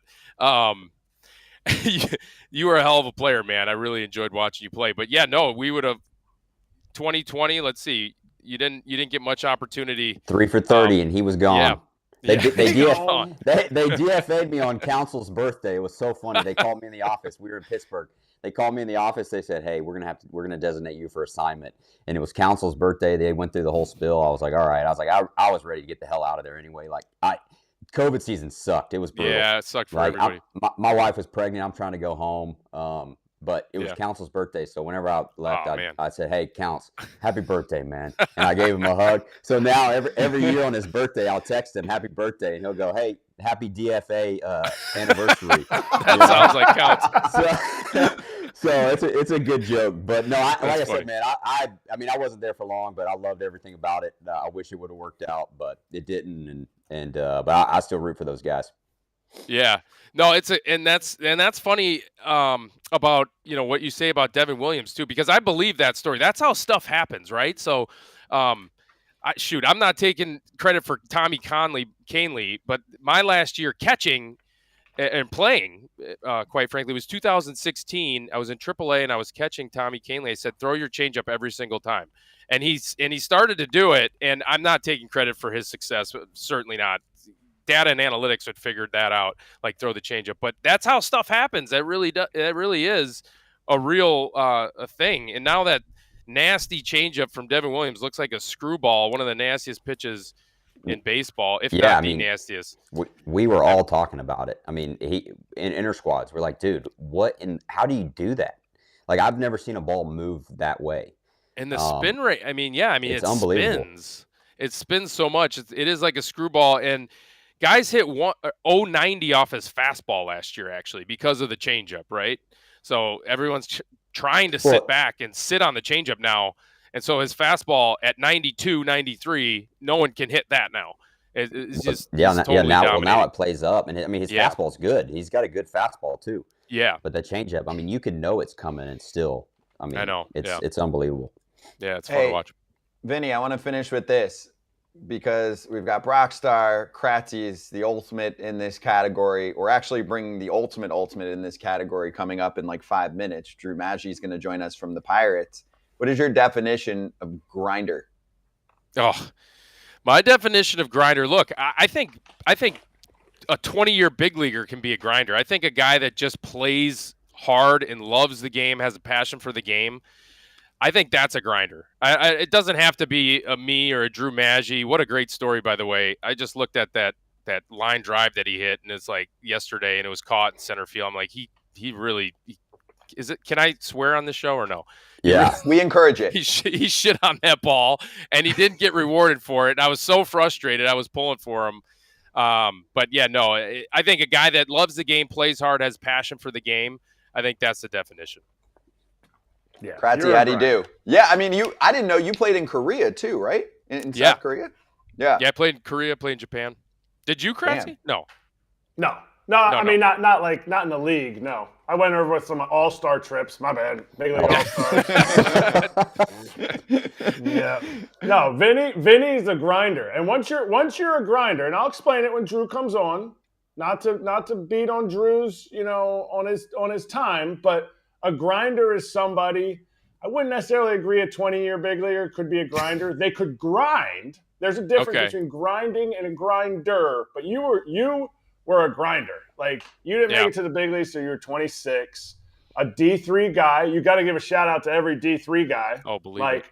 I was a D3 guy. There's the other dude in the big league. Like, there's very few of them in the big leagues. You just have to push through some things that I think other people don't have to push through. And that's why you are where you are. But I also think that's why you are who you are and the reputation you have too. Yeah, no, that's a great point. I mean, yeah, it's any obstacle that they're going to put up in your way, you're just going to knock down. You're not going to take no for an answer. And you're just going to love you're actually going to love the bus rides. You're going to love like all the not super glamorous stuff that goes along with baseball. It's because of the guys. And again, it's because of the passion for the game that you have, and you just do things the right way all the time. And yeah, I think that's it. I mean, there's probably need to come up with a better definition, but there's a lot of work. It's a working definition, right? You just figure out little adjectives and things and qualities of players that are grinders. I was definitely a grinder and loved being one. No, I think you nailed it. I mean, you got the chemistry degree. We know you're smart. You got it going. You got it. I know you were going to be a pharmacist before dabbling in the big leagues, right? Yeah, you must have just read my Wikipedia page, Scott. Yep, so we're on it. We're on it. Okay. I have plenty of questions there, but we'll do it another time. Anytime. Description. Hey, Vinny, this was awesome. Really great to have you on. We appreciate it and have fun. We'll be watching you on the TV. Yeah, no doubt. Anytime you guys want me on, let me know. Thank you. Thank you Yeah, so see you much, guys. Vinny Appreciate you, Rottino. Ben. Yeah, that was fun. And coming up in a few minutes, we'll have Drew Maggi. So I want to jump right into this because one more to cover from earlier in the show from Charge the Mound that just starts to like drip into the entire show because I don't want to miss it. The attendance at the Trop is rising for the Rays. They are 21-5. They absolutely destroyed the White Sox yesterday. Here's a tweet from Jordan Moore. Attendance has been so good at Tropicana Field this season that the Rays are opening up top section level seating starting against the Yankees next weekend. Something they typically only do for the postseason. Baseball is growing in Tampa Bay, and this is really promising. Now, yes, if you look at the replies on some of those tweets about it, insert joke about them playing the Yankees, and it's going to be 95% Yankee fans. But are they going to continue doing that and leaving it open? Is that telling us that there is actually an attendance burst right now for Tampa Bay? You're shaking your head, Kratzy, because also they always play against something, not just their payroll. They're playing against a bottom 3 ballpark in the bigs for fan experience. Bottom one. Bottom one? Yeah, don't even give them bottom 3. It's a bottom 1. I can't even see in there. It's straight basement. You cannot see in there. It's straight basement with old carpet. And the lights are like you can hear the lights buzz. Like for real. It's brutal. It's brutal, man. It is definitely it's like playing baseball in a YMCA, like a big YMCA from the 70s. Like it is not, and don't give me this. They're going to open it up for like this. The upstairs is going to be closed. It's going to be like your grandma's couch. They're putting plastic right back over it when nobody's there. Like you're not getting to sit on the real seats up there. Like, no, they're not. Like they've been winning. I played there in 19, and Blake Snell was coming out to pitch. He came out 5 minutes before me, and I came out, and I didn't see him because he was stretching down the line around the corner, and I was like, oh, man. It's like I tried to find a clock. It was like my second or third time in the Trop as a Ray, and I was trying to find the clock, and I'm like, did I come out too early? There was nobody there. Previous Cy Young, their number 1 was pitching against, we were playing the Blue Jays, and there was nobody in the stands. Like, this is a playoff team year in and year out. So we can't have the excuse of, well, they're not trying. No, they're just not spending on their roster in the ways that people see other teams spend. They're putting offers out there to players, but there's not nobody's there. The Yankees are going to leave. Red Sox will come in town. They might open it back up again, and it's going to be 85% Red Sox fans. Yeah, Kratzy. I mean, they've been good. It's not just because hey, the Rays are 20-3 or whatever they are right now. They've been good for years, and fans just don't come. Granted, I was fortunate. I played for the Red Sox for a long time. Whenever we played there, we got decent crowds on the weekends.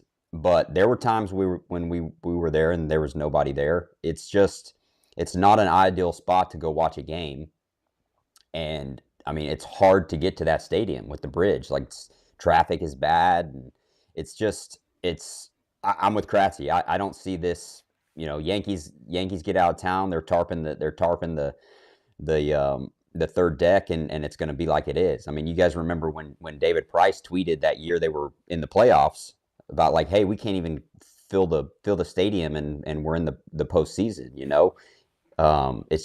It's always been like that, and I don't think anything is going to change. Unfortunately, I'm wondering though, aren't they building potentially the next ballpark for them right there? Right next to it. Isn't that what they're doing? I hope not. I mean, I hope for that area, yes. They've done a great job of putting other buildings and trying to get other things in there, but it's slowly trickling. Just nobody, to me, sports teams are about, and people are going to give me the NFL and all that stuff. Majority of sports teams are about how do you connect with the fans? How many people are oh, St. Pete, born and raised, dog. No, Tampa. Tampa's where the name is in. They're not even in the city where they're at. Like, you have to have something, and then you have to sell it in the town. You go to Tampa, and I'm sure you've been there, Brock. Like, and I know you've been there, Scotty. Like, Yes. there is so many signs for what in Tampa? Lightning. Not a single Ray. Lightning. Buccaneers. Like, sell yourself to the fan base that has to drive 45 minutes every single day on the 275 to get over there. You're right. I love Tampa, first of all, and the city is booming right now. They're getting like Miami's big deal, especially with warm weather, COVID. People want to be outside more. A lot of other things going on, and then they start and they're like, it's too expensive here. They're going up to Tampa. Tampa's a great spot. It's an awesome city. Like, they've got it all going right now. But you're right. I mean, put the ballpark in Tampa, preferably, but apparently that spot right next to it is the leading candidate to have a ballpark right now. Yeah, cha-ching, exactly. For multiple reasons too. They're going to do the whole, or they're going to try to do the whole Braves thing where you have the apartments and the restaurants, and they probably own the damn whole city, and they get tax breaks and all that shit. But it's not about the fans. It's just what's funny though. It's like the Rays and the A's have the same situation, and the Rays' whole complaint is, oh, we're in a bad spot, and yet they're going to build a new ballpark in the same spot. Come on.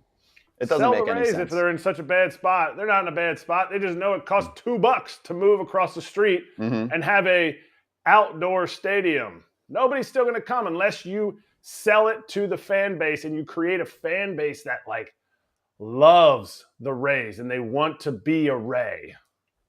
I got one more thing from the Rays yesterday that I want to hit on, and it's the team that they destroyed, because then we're going to bring in a guy from a top tier ball club at the moment in the Pittsburgh Pirates and where they stand. But the White Sox, with Dylan Cease on the mound, losing 14-5. They've lost 8 straight. They're 7-19. The Rays used a position player to close out the game. They're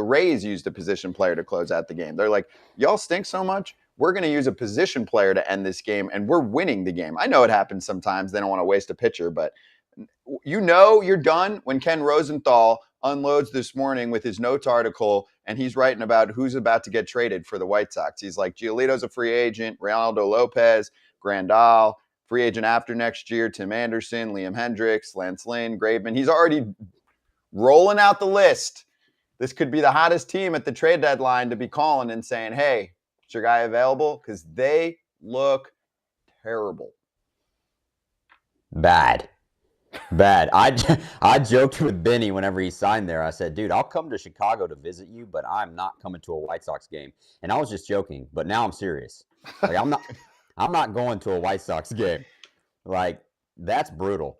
And that, you want to talk about top 3 bottom tier ballparks. That's in the top 3 as well for me. So not a good spot to be in right now. Like you said, they've got some guys who could possibly be on the move and who can help some contenders, but they're tough to watch. So AJ's got to be hurting as a White Sox fan. He's crying in his cereal every morning. But let's not forget a name. Like, we're big on calling out some issues here. Rick Hahn. Yeah. Rick Hahn, you can't just sit here and go, you know what? This is on me. Yeah, it's on you, but it's also on the ownership. I'm not even going to get into the haven't spent $100 million on a player yet. Like, you do need turnover. I'm a big fan of anybody that is very, is going to stick with their guys. And the White Sox have stuck with their guys for a long time. Well, Rick, like, you need to start doing some stuff. And unless this team has a major turnaround, which is going to be tough. It's going to be tough unless they show some kind of fire and fight outside of Dylan Cease and Andrew Vaughn. Like, you could be looking at Rick Hahn's last thing that he does is selling off a few of these soon-to-be free agents. Yeah, they're terrible right now. Now let's go to a top 3 ballpark and the top team in the National League Central. Drew Maggi joining us from the Pittsburgh Pirates, the story of the week, if not the year. Drew, great to have you on, man. What a freaking week it's been for you. Do you wake up right now in the mornings and go, holy shit, I'm a big leaguer? Yeah. I mean, I look out the window every day. I'm like, all right, I'm still here. I'm still alive. This is real. So it's been cool, man. It is really cool. It is. Congratulations, Drew. I mean, it's like you didn't have a baby, but it was pretty close. Like you were pregnant for about 9 years, waiting to make it to the big leagues, and you made it. Take us to that moment in. Was that an Indy clubhouse? Because you guys are wearing the white unis, but it looked like a tiny clubhouse. Where were you guys at when you got called up? No, and Brock knows this. Toontown. I was in Toontown. I was in Altoona Altoona. grinding in Double-A. So it was kind of like that's grinder. it was like the darkest hour, you know. So it's kind of like, you know, gets the darkest before the dawn type moment because I mean, it was tough going back. I hadn't been there in about 10 years, so when I first got there, there was like some serious trauma going on, but you know, I got through it. It was you know, it was tough there too because and Brock knows this, you know, like my manager told me like 3 days before that, you know, I was gonna be playing 3 days a week. It was gonna be tough to get you in there, you know, kind of performance thing. If I, you know, play well, get a little more playing time. So you know, I was dealing with that, so it was I mean, it was just extremely unexpected. I mean, I was actually late to that meeting. That's why when you see it, everyone's dressed, and I got my shirt. I had just rolled in there, so everyone's like, "What are you doing?" And you know, Double-A, you have meeting after meeting, and Oh, I'm like, "What is it? What is this about? What do we got?" And it ended up being that, and I mean, you it was quickly put cool. your shirt back on and got the heck out of there. So get me out of Altoona. I was in Altoona for 2 years. And dude, Drew, I want to freaking hug you through the screen, man. Like I couldn't be more proud of you. Um, Dude, I almost shed tears. I was locked in yesterday in the Pirates game. I haven't watched a Pirate game in my entire life. You know, I played for him in September in 2012, and I don't even think I watched the games when I was on the team. But I was locked in to the TV yesterday watching your at-bats, man. I couldn't be more happy for you. Glad I got to be on this show. They told me you were going to be on. I was pumped. But talk me through, because, dude, I wanted to quit. You see, I got drafted in 2009. I was in Double-A in 2011. Then I repeated again in 2012. Was pretty much there the whole season, and I was ready to hang them up after 3 years. And talk to me about some of the difficult times. Did you go through those moments where you're like, I can't do it anymore? And how did you keep Um, going, man? I have so much respect for you as a person, as a player, and yeah, I just want to know more about it, man, because yeah. mad respect. Well, thanks, man. I mean, it means a lot coming from you, especially. I mean, I was there when you were grinding, you were raking, and everyone's like, when we call him Brock, like, let's get this guy on the move, like he's ready. And so, I mean, yeah, you get it. I mean, I wanted to quit pretty much every year, honestly.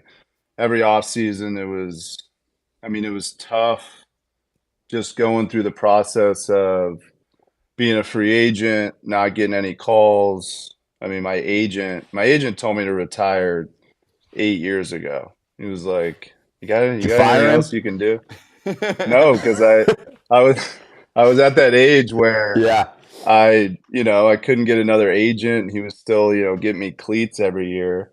You know, it would take 3 months, but it was it was yeah. So I mean, it was every year. It was just a battle to kind of keep going, and you know, something would always happen along the way. Like I would get a late call in like February, like, "Hey, we want to bring you in minor league camp." And you know, I kept myself in shape. I was always, you know, I always like thought deep down in my head, you know, as stupid as it probably was, that because I know you know how hard it is to get to the big leagues, especially as you get older. You know, I would just be like, I'm gonna give it one more shot.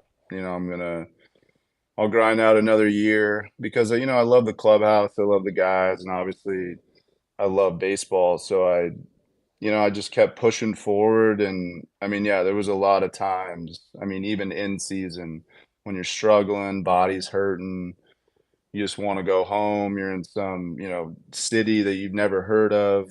And so I just kept going and, kept getting opportunities. And, I never expected any of this to happen. Obviously I always like deep down was like, maybe something will happen, someone will give you a shot, but I didn't expect any of this to happen. So I'm just thankful, man. It's a cool experience for me. And I'm happy. My parents were there, brothers, sisters. So it was just, it's all been so cool. It's cool, man. The stadium was chanting your name. Are you kidding me? How badass, dude! I mean, I'm telling you, dude. I'm getting goosebumps. I'm almost starting to cry right now, dude. Just thinking about it. Like, dude, I cannot be more happy for you, man. I didn't know what to do either. Yeah, and you got a strike called on you, dude. Get in the box and know. swing the bat. I know. Dude, I got to figure that out. I think I'm just gonna stand in there. I always forget. I'm like, I get out and I'm like, all right, what's he gonna throw me? And then I look up and it's at 10 seconds, and I'm like, oh, and I like panic and get in.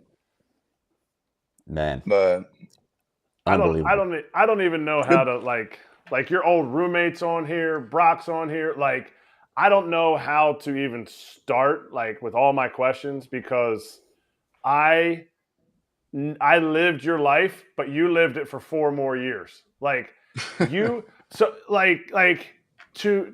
I would only want to, whatever we talk about today, I just want to encourage you to like keep going because there is so much awesome that you can provide for the people in your life, but also on the teams that you play on. Because I'm looking at like what you went through. So I'm just going to break it up into like little pieces.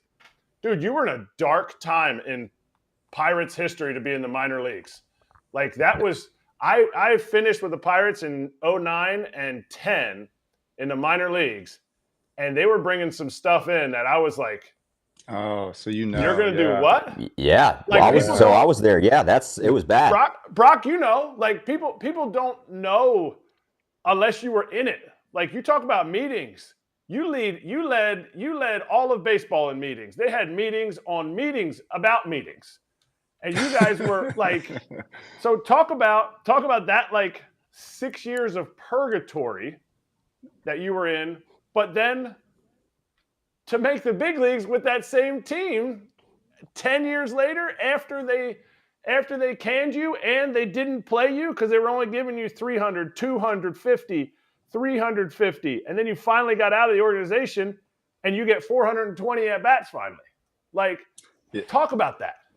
Yeah, it was. I mean, so yeah, you and Brock know it was. It was meetings on end. There was room checks. I mean, you had to be clean shaven, pants up, same cleats. I mean, it was just like a lot of. It didn't feel like baseball a lot of times, and yeah, every year. I mean, it was. I'd go into the season. I'd basically sit for the first month and a half, 2 months. They'd never play me. And then it was a type of thing where there was like zero communication too, which was the worst part. They'd just kind of tell you, oh yeah, we're going to get you in there. And, you're playing once a week. So there was just, I had no shot with them. And I knew that pretty early, but I mean, what are you going to do as a, minor league guy? You can't really, get traded or ask for your release because they don't give it to you. But yeah, I mean, those first 5 years, I remember being shocked because, you think about, professional baseball, you don't think that, you're going to get a knock on your door at 3 a.m. and someone's going to come in and make sure your bathroom's organized and your shirts are folded. And then, there was curfews. It felt like they were big into like the Navy SEAL stuff. So it was like boot camp every year. And by the time you got into the season, it was you were dead tired from the spring trainings. But at the end of the day, I mean, I think it's pretty cool that it kind of went full circle because, this is my first team. I was at PNC when I first signed. I was there with my parents, and it was obviously a cool stadium, and so it was, that was my original dream when I first started playing was, okay, I want to play at PNC. This is the team that believes in me the most. And then obviously I moved on from them and kind of, X'd them off my list, and then, went through that journey with 5 other clubs, grinding. And then last year, I was having a tough season in Lehigh Valley and with the Phillies. And a little bit into August, I got a call after a game, and I was struggling. And it was our manager, and he goes, "Hey, Madge, I need to see you in my office." And from that point, I'm like, so many things are going through my head. I'm like, okay, what did I do? What did I do last night? What did I do something? Did I say something? So then I'm like, oh, I mean, this is like a release type scenario, after the game, unless I'm going to the big leagues, but I'm hitting 180 with no production. So he calls me in, pours me a glass of whiskey. And I'm like, okay, this is not good. And so we're sipping on it, and I'm like, what's up? And he's like, hey, you got traded. I'm like, oh, that's weird. I've never been traded before. I said, so I go, to who? And he said, the Pirates. And I go, no shit. I go, what? And and then I looked up the staff, and it was Miggy, who Brock, I think you played for or played with. And then Greeny was on the staff. So Greeny. Greeny, he was the bench coach. What a guy. So I know. So it was cool too. So I went there in Indy, and I did all right, and they ended up liking me. And then the off season's a whole different story. It's a good story, but yeah, so it was cool that I got to play in PNC, obviously, and fulfill that dream that I've had for 13 years. What's that story? What's the off-season story? You can't just not. I mean, this Yeah, is so a that's a story. good- This is a You wanna story hear book. Say it's a good story and then not tell the story, man. Yeah, Come well, on. Okay. I just didn't know I was talking for so long. No, dude, this is why we have you on the show, man. We want to know everything. Yeah. All right. So yeah, when you first become a free agent, obviously they send out a calls, and my agent calls me, early in the off season, and it's so funny. So he gets on the phone. I go, "Hey, Alan, what's up?" I'm on the golf course, and he goes, "Hey, crazy thing. I put out my client list, and you were my first call." And I'm like, "Okay, Alan, I don't need to hear this right now. All right." I go, "What do we got? Who is it?" And he said, "The Pirates." And I go, "All right, well, what's the offer?" He goes, "Oh, I don't know." I go, "What?" I go, "All right, what do you mean you don't know the offer?" I go, "Can you get the offer, please? And can you see if I can go to camp?" And he gives me I don't know about camp. You know how tough that is. It's for, kind of their guys and the prospects. And I go, "All right, Alan." Few choice words I used there. I was like, "I'll take care of it." So I called Greeny, and I go, "Greeny, hey, what's the deal?" And he's like, "Hey, Matt, we want you back. We had you in the last month, and you really made a difference in the clubhouse. We'd love to have you back as like a culture veteran guy for our younger guys." And I told him, all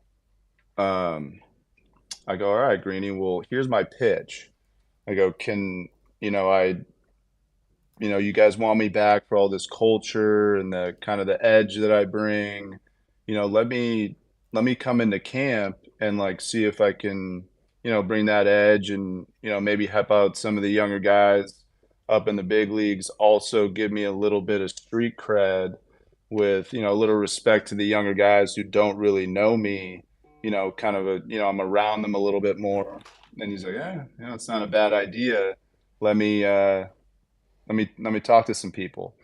So about 2 days later, I get a call, and they say, hey, this is blah, blah, blah. I forgot who it was. And he goes, I go, who? I go, who is this? And he's like, oh, I'm with the Pirates. I'm like, oh, yeah, what's up, man? And he's like, hey, I heard you got a pitch for me. So, I ran him through that pitch. And he goes, all right, you're going to camp. And in my head, I was like, holy hell, I can't believe that just worked. So I went to camp, and I ended up having a really good camp, kind of back ending a lot of games, and met some good. I mean, the staff with the Pirates is awesome. Everyone's great. The team was great. I ended up, just kind of, having a good camp, and then of course at the end of camp, I got the boot to Altoona, so it was almost like on this high, and then just completely back to reality in Altoona, and then so yeah, that's the story. Yeah, but was that? I mean, like, how much sooner? Because you spoke up for yourself. Was that the first time in your career that you spoke up for yourself, and you're like, dude, I'm just gonna take care of this because I'm a grown ass man. Yeah. I'm gonna take care of this. How much sooner do you feel like you could have been in the big leagues had you done this before? I mean, there was a couple times that I kind of outspoke and just was like, what's the deal? Like, get me in there. I'm better. Let's go. And it never worked. I'd always, it almost hurt me. And they give you that awkward kind of look, and then no one talks to you, and then you have that awkward vibe, and you're kind of like, all right, like, you guys can't handle it. So a lot of times it just didn't work. So, but I got to a point. I mean, the past like few years, I've kind of had a don't really give a crap mentality, toward things. So, I was just kind of playing baseball. I loved it, loved the guys, and everything else was just more. I don't care what I say, what I do, because really, I got nothing to lose. So, yeah. Oh no. Oh man. No. He ran out of. Does he know he needs to upgrade? Maybe he can still hear us. Can you still hear us, Drew? He'll come back. It's fine. He'll come back. This happens sometimes. Like there's so much here. Like I keep. I could talk. I could talk to. Keep to going. This is for you guys because it's. I mean, it's like, to me, what he did is more impressive than guys who play 20. I mean, playing 20 years in the big leagues is unbelievable. Like, you have to be at the top of your game for that long. But like, for him to do what he did and to keep going and to last that long in the minor leagues, like, the minor leagues is so brutal. Like, and like you said, Kratzy, like with the Pirates, those years, they were bad. I stayed in Pirate City with a guy. They had us room. They didn't let us pick our roommates. I stayed with a 16-year-old kid from the Dominican Republic that they nicknamed. His nickname was Tank, and he snored his ass off, and I couldn't sleep. And I've told people, I was like, listen, I'm waking up at 6 o'clock to come play. Like, I don't get any sleep because Tank snores the entire night. Like, get me out of here. Like, let me, like, good dude, good kid, but I don't want to room with them because I need to sleep. But you couldn't make the rules. You just went along with what they had there for you. But what he was able to do, and just to keep going, not give up, because I can only imagine how tough it was at times. And he's back. Get him back in here. Yeah. There he is. Did you not pay for the internet in your hotel room? Come on, man. This is a show. That's It's a show. Get in that wallet, young blood. Let's go. That's on the Pirates tab. Yeah. Get double internet. Enhanced. I got internet. a call. I got a call. My brother was calling me, so it cut me out. But yeah, no, I paid for the internet. I think it was like $8. You're good. You're good. I can afford it now. It's smooth. I have one. I know these guys want to jump back in. I have one. What's it been like in the big league clubhouse? I mean, you've got a guy like Andrew McCutchen there and some other vets that they signed this year, like a Rich Hill. Have you had conversations with these guys? Have they come up to you and been like our guys are? Holy shit, dude. What a story. Yeah. You know, yeah, the love that I've received and just just everyone's kind of wow, you know, mad respect for you and everything you went through. I mean, the clubhouse is, I mean, there's a reason why we're winning games right now. I mean, Kutch is, that guy. My locker was next to him and he's just, I mean, he's down to earth. He's the man. And then Rich Hill is just hilarious, funny. I mean, yeah, I mean, everybody's really accepted me and just kind of, yeah, just been really cool toward the moment because, it kind of got hectic for a while for me. And, you've been in some clubhouses before where the vibes kind of just, weird, kind of like somebody's getting some love, other guys are kind of like side eyeing them. And it hasn't been like that at all. Everyone's got each other's backs and, the clubhouse is, I mean, Hedges has been awesome. He invited me to the back of the plane yesterday, which was cool. I was sitting up at the front, didn't really know what to do. And he goes, "Hey, Madge, when we take off, come to the back." Guys playing cards. Definitely more my vibe. So, yeah, it's clubhouse has been awesome, man. Well, let me tell you, Madge, like all these guys being cool to you, like that's great. But I mean, that's just a testament to, like, I've seen the videos, like you going in the clubhouse, guys high fiving, hugging you. That's a testament to you and how you go about your business, and you've done it the right way, man. And I think that's why everyone is so welcoming and just legitimately happy for you. And like that's how I felt. And I just want to continue to say how proud I am, how awesome this is for you, and I'm glad you're getting to experience it. And like I said, man, it's just a testament to how you've gone about your business, and it's really cool to see whenever you got cut off. I was telling Kratzy and Scott, like, what you were able to do to me is more impressive than guys playing 20 years in the big leagues, because like, yeah, the big leagues is hard and you got to be a really good player, but it's nice. The big leagues is nice.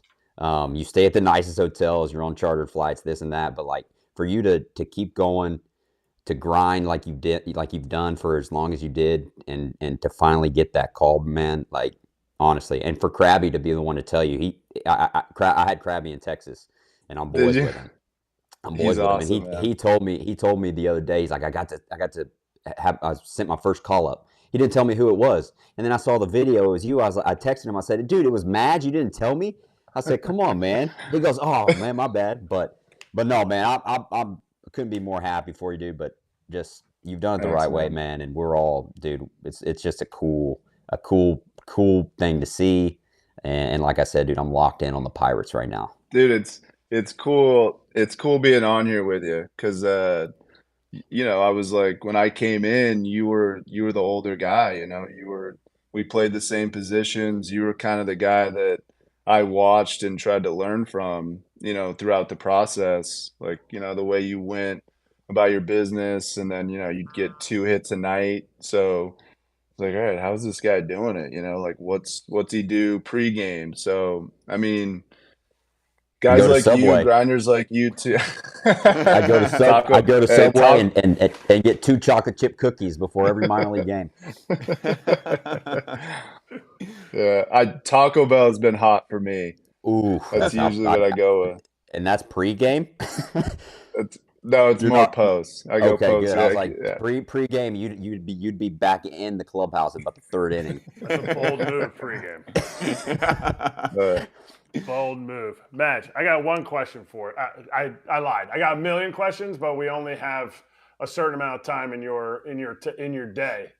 Who is that guy for you that you're like, man, like, and maybe you haven't had time to reflect on it, but who's that guy for you that when you think of him, and maybe you're not a tear up guy, maybe you're not a crying guy, but who's that guy for you when you think about it, you're like, if it wasn't for this guy, I wouldn't have had this opportunity, whether it's a player, a coach, shoot, it could even be Shelty being like, hey, I really like this guy. Let's call him up. Like, who is that guy for you? Geez, that's a tough question for me. It's because there's just been so many. I mean, I think obviously Shelty, being ultimately the guy that makes the decisions. Um, you know, obviously the opportunity that none of this would ever happen if it wasn't for him. But guys like, I mean, even guys like Brock, guys like Mike Napoli, Jack Murphy, John Andrioli, Sherman Johnson. I mean, the list is endless for me because I've played with so many different players and so many different people, and you that's kind of what got me through a lot of my seasons was the clubhouse. If I didn't play with so many great players and good dudes and good players too that understood the game and just brought it every day and loved to grind out seasons, because there was a couple seasons in there where it was really hard. The team was kind of soft for me, and I didn't really relate, but you know most of it was just a lot of good dudes that wanted to grind every day, and it kept me going, especially later in my career when I was older. It helped because if it was dead and it was just me, I definitely wouldn't have made it, but I had a lot of help along the way. Last one, then we'll let you jump. I know you got stuff to do and would love to talk down the road again. Drew, what were you going to do if you stopped? All those years you're like, I don't know, I should stop. And how tough was it financially anyway? But did you think about what was next? Yeah, I mean, I thought about it a lot. I bartended for a little bit, which honestly was kind of fun, but I don't think you can make a career out of that. And then I was actually this past off season, I worked as an Orange Theory fitness coach. So I mean, I always thought about it, maybe get into like a real estate type thing, or the world kind of shifted to where everyone was starting their own business too. So I was like, all right, maybe I can try to work my way into being creative and try to develop something, some like maybe a deodorant strip. But I'm just kidding. But yeah, no, I thought a lot about different career paths, and because I mean the minor leagues got really tough financially. I mean, a lot of years I was paying to play, so yeah, I was definitely thought about that. That's awesome, man. Awesome talking to you. Obviously, these guys could go forever, but go have a blast at the ballpark. Enjoy every moment. Go get shit done, and we'll watch you on TV later, man. All right, guys. Yeah, I'm Still gonna looking see for that first hit, Drew. Hell I yeah. know. Yeah, I'm gonna see it. I know. Don't you worry. We're gonna get in there. Shelty, if you're watching, if you're listening, put him in. Let's go. We need Let's a go, hit. Drew. Thanks for having me, guys. You're the Cheers. man, Drew. Cheers. Thanks, Drew. Appreciate you. Awesome. That was fun. That's, dude, unbelievable.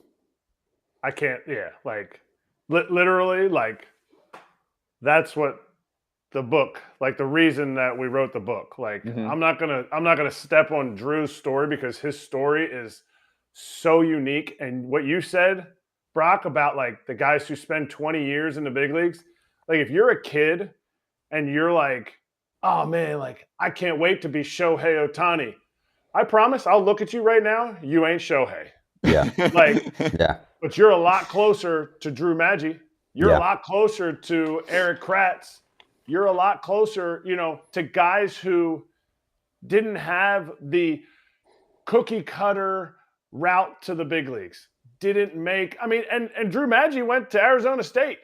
Like, Yeah. So also, my thing would be, don't sit here and be like, yeah, dog, like I just got a scholarship offer in my sophomore year. I'm going to Arizona State. Okay, well, Drew Maggi went to Arizona State. It took him a long time. Like, you will all catch up to each other.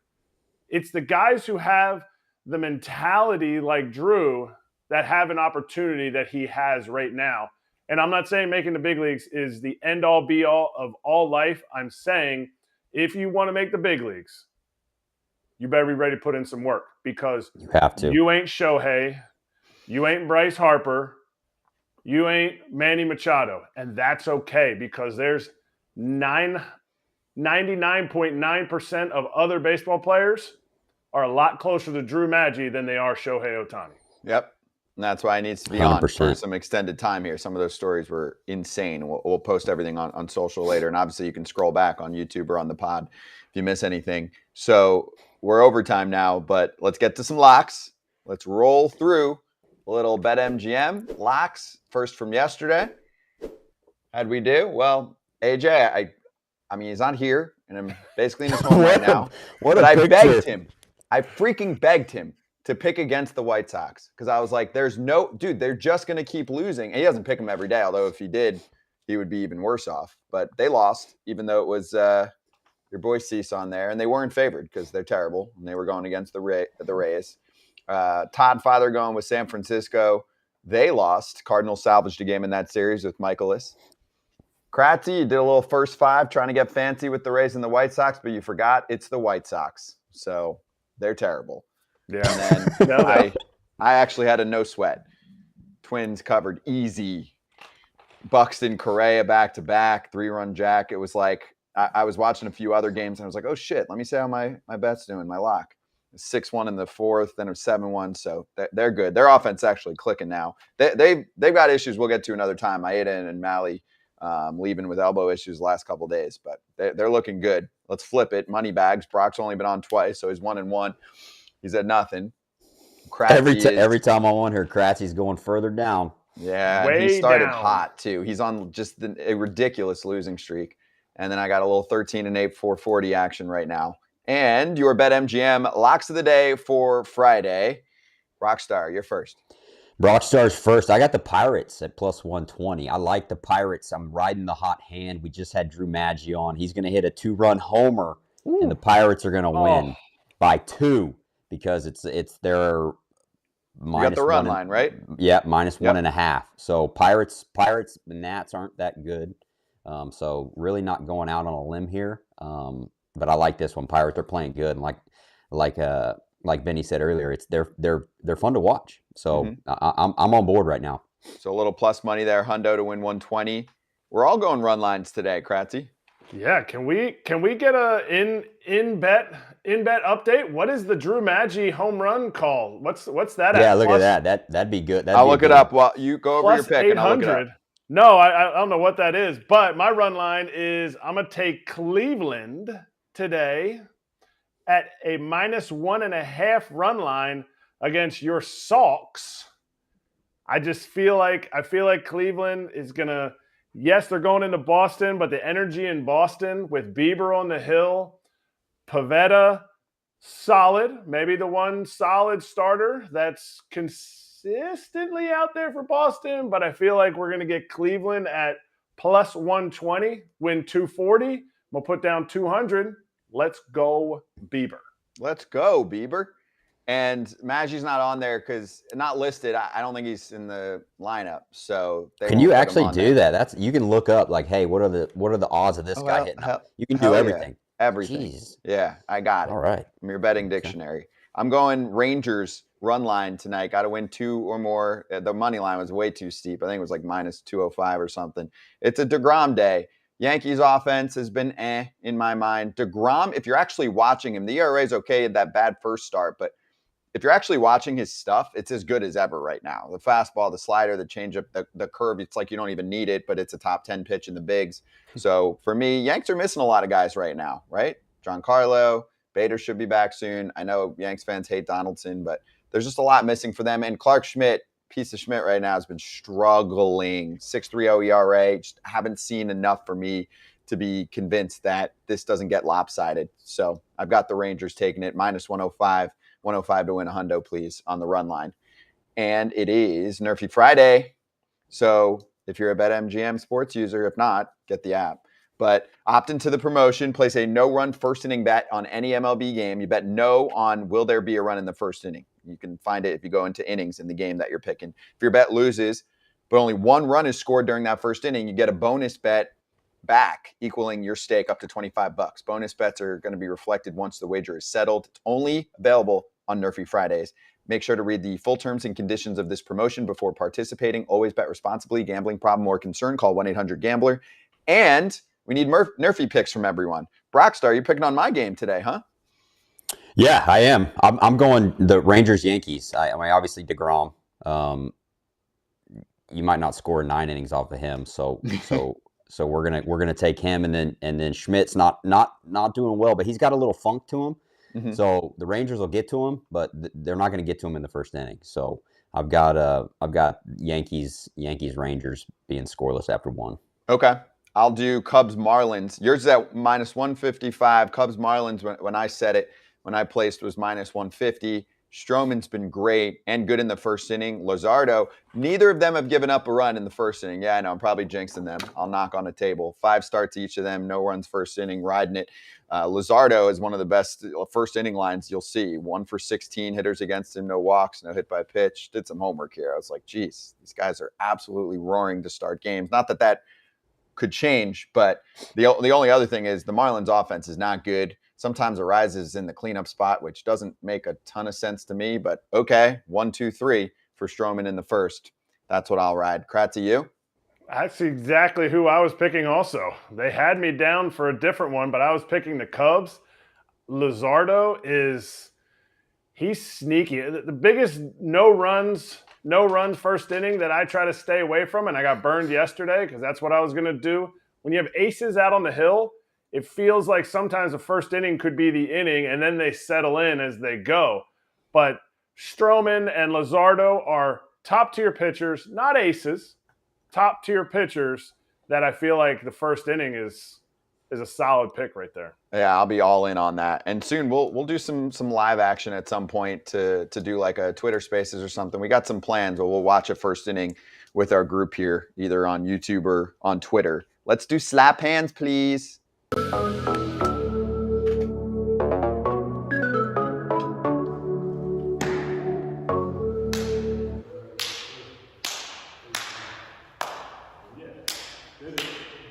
Let's go, Kratz Hats. You're up first, and then I've actually got a hat to show off. A hat? Dang. Yeah. I really hope the end of that video, that slap hands video, plays sometime, because I go to slap Todd's butt as he walks by, but it doesn't play. So no, anyway. it ran once or twice. I've seen it. Okay, good. Do you remember what this is, Brock? You played against them a little bit, right? Is that a Columbus Clippers? This is the classic Columbus Clippers with the ship.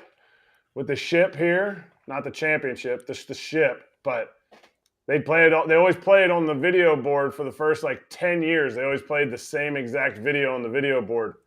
What a great place to hit. I think this is my last Clippers hat. I've broken out 8 of them so far. So we'll have to dig into the bag. Not quite the Drew Maggi bag, but I got a bag of minor league hats. I was going to ask. I said, who's got more hats? You or Madge? I think me, because I went to different teams. I was looking at his stats. He never got traded to minor league teams that much. I got traded from team to team to team to team. But today's about Drew Maggi, not me. Good Maggi point. was awesome. All right, ready for my hat? I'm not wearing it. It's not here. It's on a gnome. The Mets have a new mascot. It's the Brandon Nimmo gnome. They got the blow-up version there. Nimmo looks like he's 50 years old in that with fake teeth.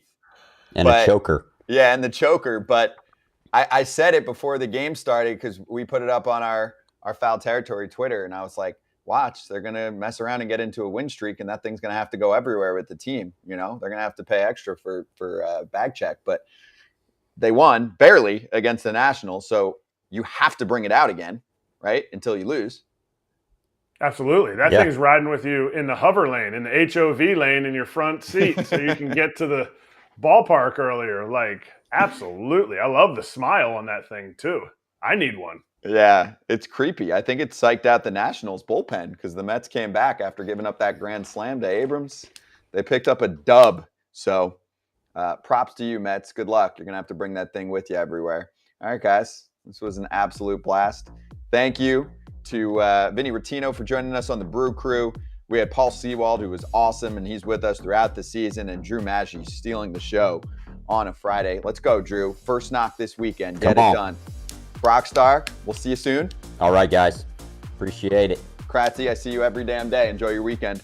Absolutely. Do the same, Kate. Thank you. See you Monday, Appreciate you, everyone. Brock.